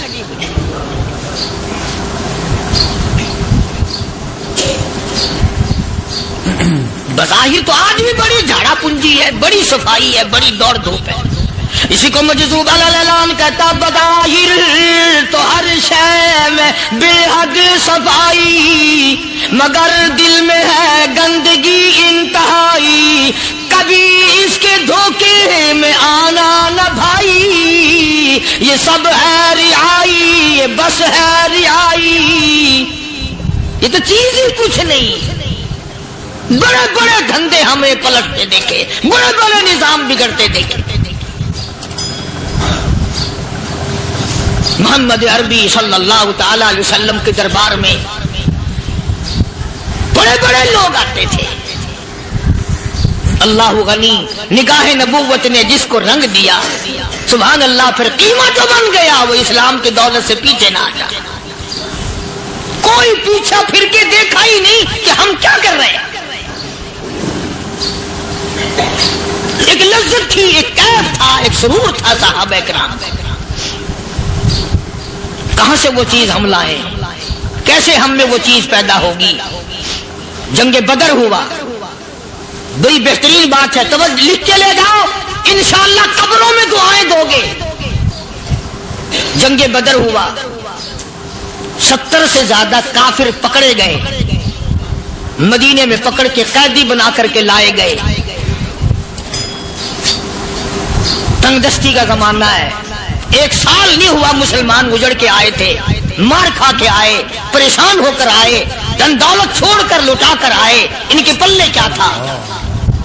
शाम का वक्त हुआ, मदनी करीम सल्लल्लाहु ताला अलैहि वसल्लम ने मस्जिद के दरवाजे में खड़े होकर ऐलान फरमा दिया, कौन है, कौन है जो मेरे मेहमानों को खाना खिलाए। और वो मेहमान कोई शहंशाह नहीं थे, हैं भी काफिर, हैं भी इस्लाम के दुश्मन, आए भी सहाबा किराम को मारने, मैदान जंग से पकड़ के लाए गए, जंगी कैदी हैं। उस नबी की तरफ कभी मुंह किया कर जिस नबी का तू गुलाम है, उम्मती बड़ा फिरता है। فرمایا کون ہے جو میرے مہمانوں کو کھانا کھلائے؟ صحابہ کرام میں سے کسی نے 2 پکڑ لیے، کسی نے 1 کو ساتھ لے لیا۔ ایک بنادار سا غریب سا صحابی ہے، اس نے ساتھ لے لیا ایک مہمان اور گھر لے کے گیا۔ بیوی کو کہنے لگا کہ کھانا کتنا ہے؟ کہ بس 1 آدمی جوگا ہے، 1 آدمی کی کافی ہوگا۔ کان میں کہنے لگا اپنی بیوی کے، دستور تھا عرب کا، مہمان اور میزبان اکٹھے کھایا کرتے تھے۔ اپنی گھر والی کے کان میں کہنے لگا کہ اس کے آگے کھانا رکھ دیں گے مہمان کے، جب یہ کھانا شروع کر دے گا کسی بہانے سے دیوا بجھا دیو، میں یوں ہی منہ کو خالی ہلاتا رہوں گا، یہ کھانا کھا لے گا، پیٹ بھر جائے گا اس کا۔ چنانچہ کھانا آگے رکھ دیا، جو کچھ بھی تھا۔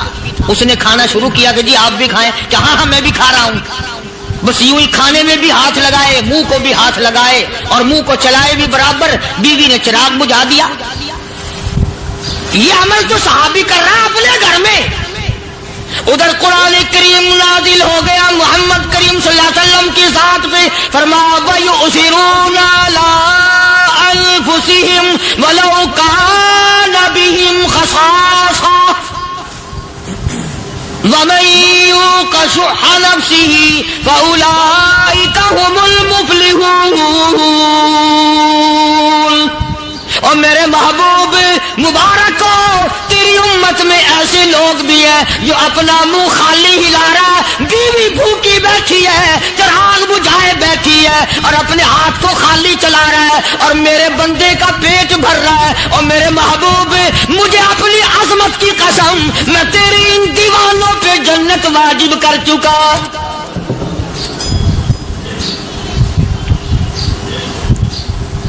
اب حضور صلی اللہ علیہ وسلم نے تو ان کو نہیں سکھایا تھا کہ تو جا کے ایسا کرنا، قدرتی مزاج ایسا بنا دیا تھا۔ ایک اور موقع آیا مدینے پاک میں، جنگی قیدی اور جگہ سے اسی طرح سے آئے۔ ایک صحابی ایک اور آدمی کو، جنگی قیدی کو کافر میں گھر لے گیا۔ بیوی کہنے لگی کہ 1 ہی آدمی کا کھانا ہے بس، انہوں نے کہا اس کو دے دو۔ وہ کافر جنگی قیدی کہنے لگا جی آپ بھی کھائیں، کہنے لگا بھی بات ہے صاف، 1 آدمی کا کھانا ہے، تو کھانا کھا، میں درخت کے پتے چبا لیتا ہوں۔ وہ کہنے لگا میں کھاؤں گا پتے۔ انہوں نے کہا تو رئیس آدمی ہے مکے کا، میں پرانا غریب ہوں، مجھے پتے چبانے کی عادت ہے، تیرے پیٹ میں درد نہ ہو جائے، میں عادی ہوں پتے چبانے کا۔ اس نے پتے چبا لیے۔ کافر مسافر اور مہمان جو تھا جنگی قیدی، اس کو کھانا کھلا دیا۔ دوسرے دن پھر ایسی نوبت آئی، اس نے کہا آپ بھی میرے ساتھ کھانا کھائیں گے؟ کہ نہیں بھائی تو کھا، میں پتے چبانے کا عادی ہوں۔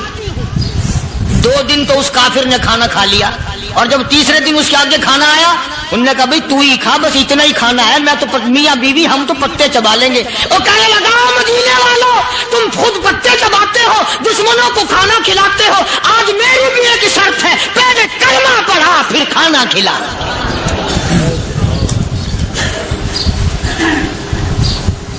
آج میری بھی ایک شرط ہے۔ 2 دن کے عمل نے کفر کو مٹا دیا، اسلام چمک گیا۔ 2 دن کے عمل نے، میرا تیرا 60 سال کا عمل ہے، کبھی کسی کافر کو مسلمان بنایا؟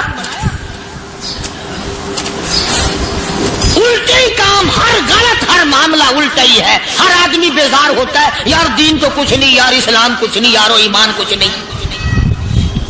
اسی کو قرآن کریم نے للکار کے آواز دے کے فرما دیا لوگوں ایسی گڑبڑ نہ کرو ورنہ میں وہ خدا ہوں۔ فَأَخَذَتْكُمُ الصَّاعِقَةُ وَأَنْتُمْ تَنْظُرُونَ۔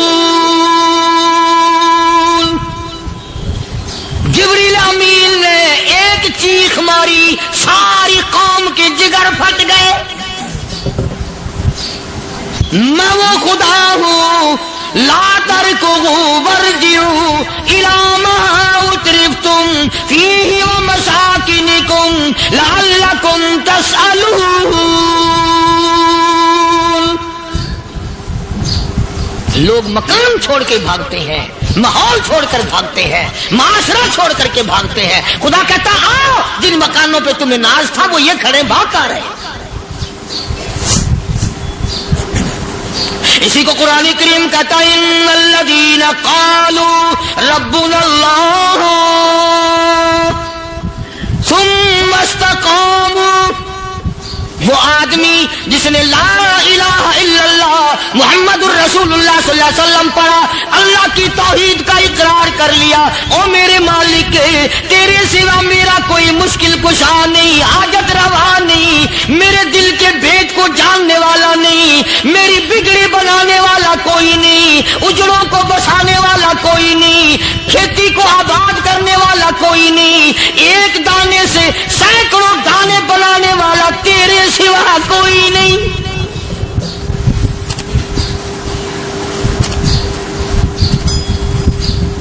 کھیتوں میں جاؤ،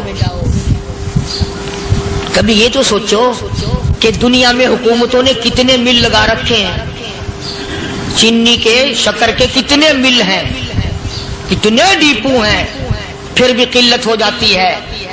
اور یہ اللہ میاں نے کتنا میٹھا کیلے میں، سنترے میں، مالٹے میں، انگور میں، سیب میں، کبھی یہ بھی سنا کہ اللہ میاں کا شوگر مل فلاں علاقے میں لگا ہوا ہے؟ کبھی یہ تو دیکھو کہ یہ قدرت کاملہ کے سوا اور کون پیدا کر رہا ہے؟ فرمایا جس نے اللہ کی توحید کا اقرار کر لیا، محمد عربی صلی اللہ علیہ وسلم کی ختم نبوت کا اقرار کر لیا، خدا کے بعد خدا کوئی نہیں، مصطفیٰ کے بعد نبی کوئی نہیں۔ پھر قرآن نے شرط لگائی ثم استقاموا، پھر اس پر جمع رہے، ڈٹا رہے، یوں نہیں کہ کبھی ادھر لڑک گیا کبھی ادھر لڑک گیا۔ لوگ تو بدل جاتے ہیں، لوگوں کا کیا ہے؟ پچھلے سال کی بات ہے، یہیں مغرب کی نماز کے بعد گرمی کے موسم میں میں یہاں بیٹھا ہوا تھا باہر، آگے شہر کے وہ آدمی وہ کہنے لگے جی ایک کام آئے ہیں۔ میں نے کہا کیا؟ کہ 25,000 روپے چوری ہو گیا ہمارا، بتاؤ ہمیں۔ میں نے کہا مجھے کیا پتا؟ انہوں نے کہا نہیں سارا شہر کہتا ہے کہ قاری نہیں بتا دیتا ہے۔ میں نے کہا اچھا یہ یوں نہیں جانے کا؟ میں نے کہا پھر آدھے لوں گا۔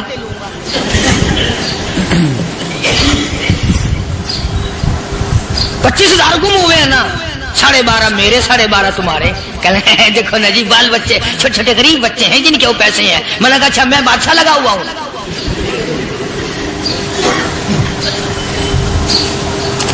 انہوں نے کہا جی سودا مہنگا۔ میں نے کہا پھر کہیں اور چلے جاؤ۔ کتنا میں نے سمجھایا نہیں ماننا کہ اگر ہمیں یوں پتہ چل جائے مولویوں کو ولیوں کو تو پھر یہ لاکھوں کروڑوں پولیس والے رکھنے کی ضرورت ہے بھلا؟ اتنی بڑی فوج کا رکھ کر کیا کریں گے ہم؟ اربوں روپیہ فوج کا خرچہ ہے، 2 ولی، ایک ولی کو اس بارڈر پہ بٹھا دیں گے، ایک ولی کو اس بارڈر پہ بٹھا دیں گے، پھر ہم بڑھانا دیں گے اولیاء کرام رجمت۔ ذہنیت مری گئی، سمجھ نہیں پاتے، دین کے قریب نہیں آتے لوگ، سمجھتے نہیں۔ فرمایا ثم استقاموا تتنزل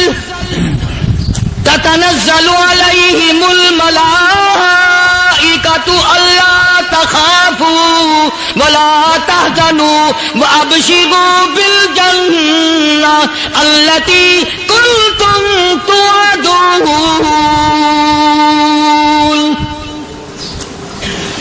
قرآن کہتا ادھر ولی کی موت آتی ہے، ایسا آدمی جو اپنے کلمے پہ جمع رہے، شرک و بدعت کی لعنت سے بچے، کفر و نفاق سے بچے، ادھر موت آتی ہے، ادھر فرشتے کہتے ہیں گھبرانا، غم نہ کر، بہشت کے دروازے تیرے لیے سارے کھلے ہوئے۔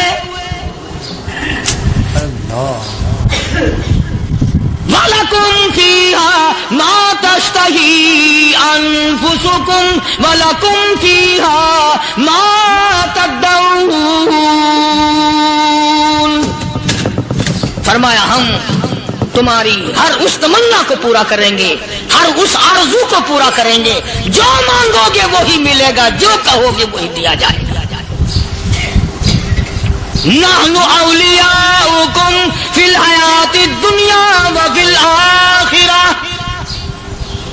ہم دنیا میں بھی تمہارے کارساز ہیں، ہم آخرت میں بھی تمہارے کارساز ہیں، ہم دنیا میں بھی تمہارے دوست ہیں، آخرت میں بھی تمہارے دوست ہیں، اور خدا کے یہاں وہ انعام ملے گا۔ اللہ غنی رائی کے دانے کے برابر نیکی کی ہوگی، جب پڑھا پہاڑوں کے برابر ثواب ملے گا تو آدمی حیران ہوگا، یا اللہ تیرے جیسا بینک تو کسی کا بھی نہیں۔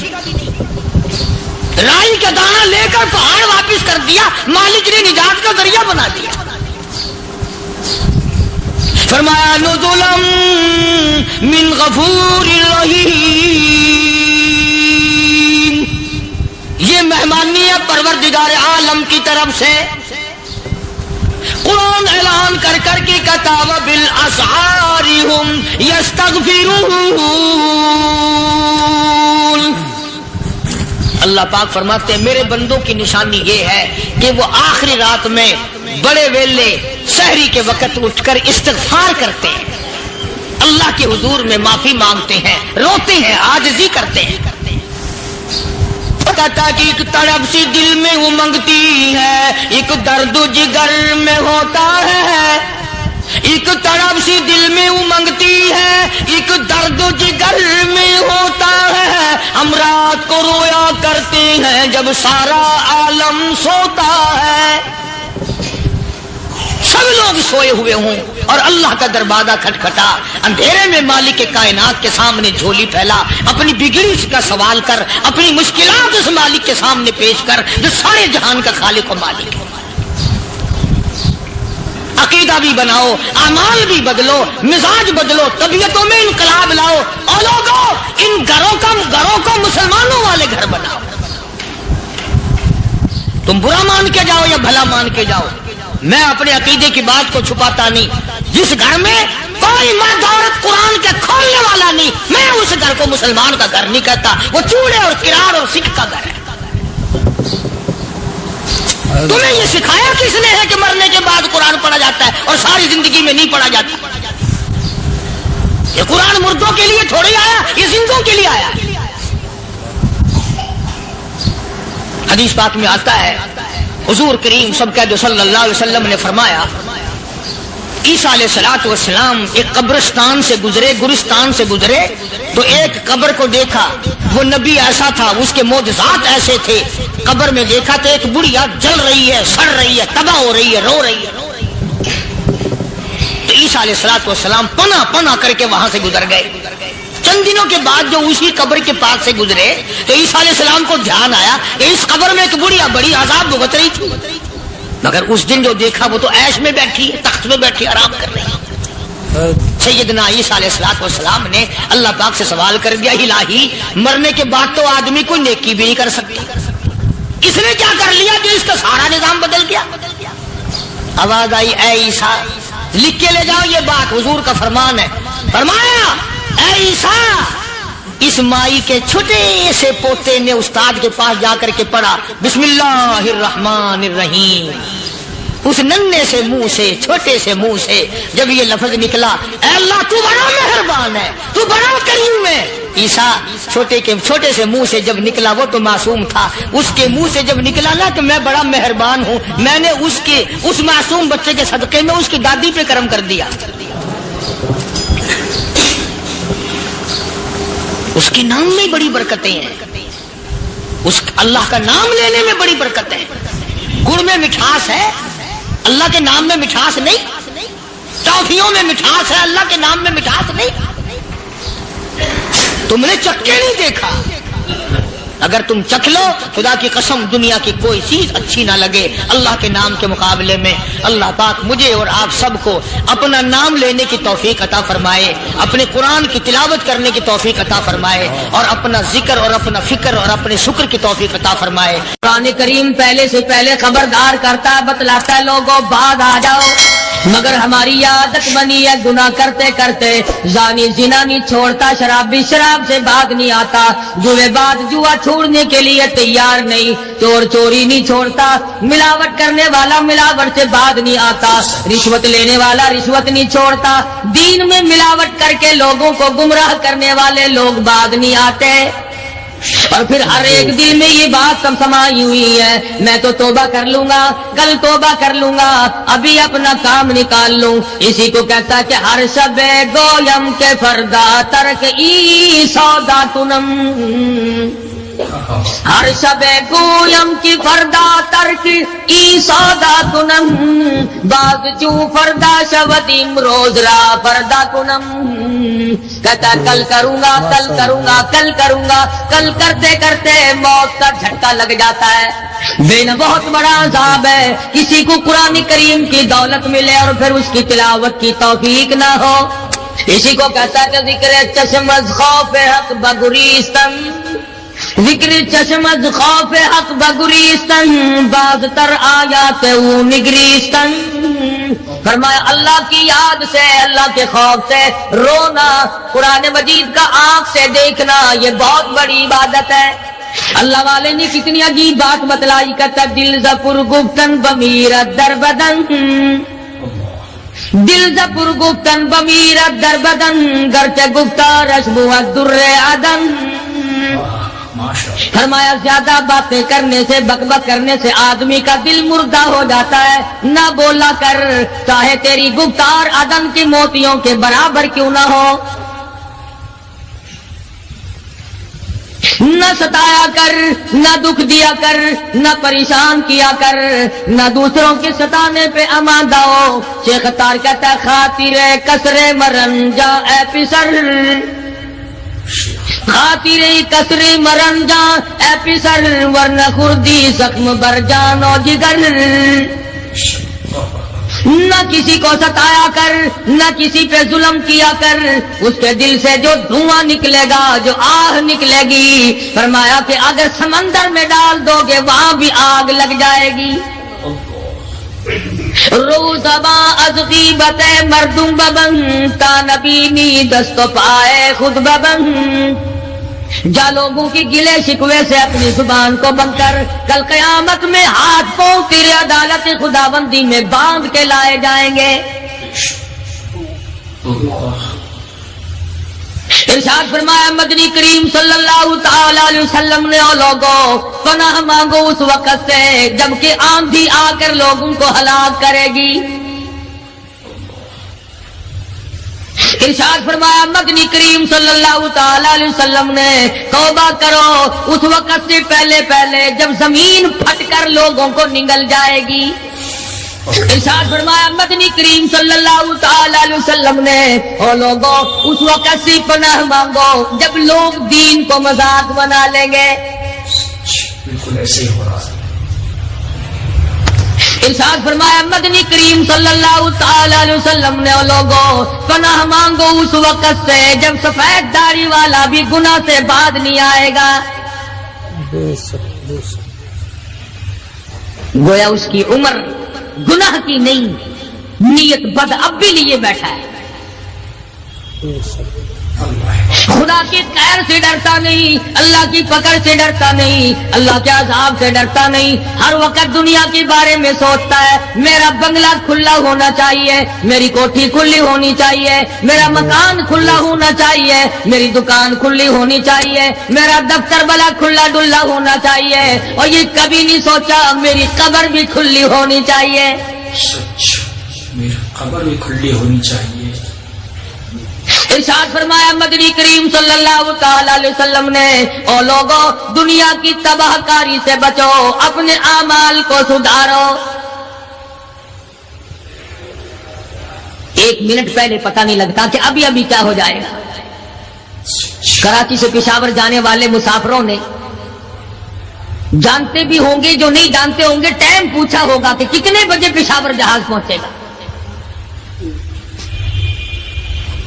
کیا کیا ارمان ہوتے ہیں، کیا کیا پروگرام ہے، آج تک مصیبت کے شکار ہیں، پریشان ہیں، گھر والے الگ، بال بچہ الگ، وہ خود پریشان الگ۔ اور جو اس قسم کے کام کرتے ہیں لوگوں کا حافظہ بڑا کمزور ہے، بھول بڑے جلدی جاتے ہیں۔ اتنے بڑے بڑے ظلم کرنے والے لوگوں کو بہت جلد معاف کر دیا جاتا ہے۔ حالانکہ ارشاد فرمایا مدنی کریم صلی اللہ تعالی علیہ وسلم نے، لوگوں ظلم سے بچو، قیامت میں ظلم اندھیروں کی صورت میں آئے گا۔ مظلوم کی بد دعا سے بچو، وہ بڑی جلد قبول ہوتی ہے۔ دنیا میں خداوند کریم طرح طرح کے اسباب دکھاتے ہیں. فرمایا اگر میرا یقین نہیں آتا ان کھنڈرات کو جا کے دیکھو, ان شہروں کو جا کے دیکھو. افلم یہد لہم کما اہلکنا قبلہم من القرون, زمانے کے لوگ برباد کر دیے, کھنڈرات نظر آتے ہیں, یہ بھی معلوم نہیں یہاں بسنے والے کہاں گئے. حل تحس منہم من احد او تسمع لہم رکزا, کہیں ان کے پاؤں کی آہٹ بھی نہیں ملتی. بڑی بڑی عمریں پانے والے, بڑے بڑے مال پانے والے, بڑی بڑی دولت کے مالک لوگ, بڑی بڑی علم اور ڈگریاں رکھنے والے لوگ, خداوند کریم جب کسی کو گمراہ کرتا ہے فرمایا جس کو میں دھکا دوں سنبھالنے والا کوئی نہیں. کیا ہے حالات میرا, ہماری زندگی ہے کیا چیز؟ ایک پانی کا بلبلا ہے جس پہ رات دن اکڑا ہوا پھرتا ہے. کوئی کہتا ہے میں وزیر ہوں, کوئی کہتا ہے میں سفیر ہوں, کوئی کہتا ہے میں امیر ہوں, کوئی کہتا ہے میں اتنا بڑا ہوں کہ میرے مقابلے کا کوئی نہیں. اور ہوا پہ چل رہا ہے, ذرا سا سانس رک جائے وہ گھر والے جو تمام تر پیچھے لگے رہتے تھے, چوما چاٹا کرتے تھے, خدا کی قسم کہتے ہیں جلدی کرو قبر میں پہنچاؤ, ہمارے مطلب کا نہیں رہا, ہمارا مطلب ختم ہو گیا, پہنچاؤ مٹی. اللہ والو اس زمین سے کبھی تو پوچھا ہوتا تیرے اندر کس قدر طاقتور لوگ کھپ گئے. اسی طرح سے سارا نظام ہے. ارشاد فرمایا مدنی کریم صلی اللہ علیہ وسلم نے کہ قرب قیامت جب سر پہ آ جائے گا لوگوں کو ایک بنسری کی آواز آئے گی, بگل بجے گا. شہر کے لوگ جنگل کو آئیں گے, جنگل کے لوگ شہر کی طرف دوڑیں گے, یہاں تک کہ اس کی آواز اتنی ڈراؤنی ہو جائے گی, اتنی شدید ہو جائے گی. اذا السماء انشقت, یہ آسمان پھٹ پڑے گا, یہ ستارے زمین پہ گر پڑیں گے. اذا الشمس کبرت, سورج زمین پہ آ گرے گا. واذا النجوم انکدرت, ستارے زمین پہ آ گریں گے. وَإِذَا الْجِبَالُ سُيِّرَتْ, پہاڑ ہوا میں کپاس کی طرح اڑتے پھریں گے. اور کبھی کبھی وہ سامنے دکھاتا ہے تھوڑا سا علاقہ ہے جس میں یہ طوفان آیا نورنگ منڈی کا, ہوا نے گھوڑے کو اٹھایا کئی میل پہ جاتے پھینک. یہ کڑک نکالنے والی مشین 50 فٹ اونچی گئی, دھڑام سے گری, 4 آدمیوں کا ریزہ کرتے, کوٹھیاں بیٹھ گئی, بنگلے یوں ہو گئے. لوگوں نے بتلایا کہ یہ اس ہوا میں ایسی آواز تھی جیسے بجلی کڑکتی.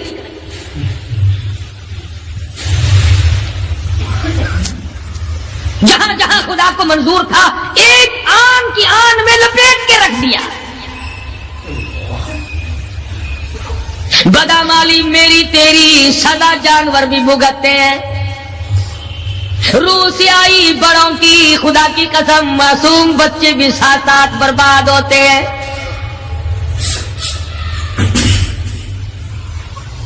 فرمایا وَتَكُونُ الْجِبَالُ كَالْعِهْنِ الْمَنْفُوشِ, یہ بڑے بڑے پہاڑ میں ان کو ہوا میں اڑا دوں گا جیسے ریت اڑتی پھرتی ہے. شرک سے ہم باز نہیں آتے, بدعت کو ہم نے سنت کے مقابلے میں رکھا ہوا ہے. ہر میدان میں کھانے کی سنت ہو, پینے کی سنت ہو, پہننے کی سنت ہو, سونے جاگنے کا سنت طریقہ مدنی کریم صلی اللہ علیہ وسلم کا چھوڑ دیا. انگریز لانتی کا طریقہ تمام مسلمانوں نے اپنا لیا.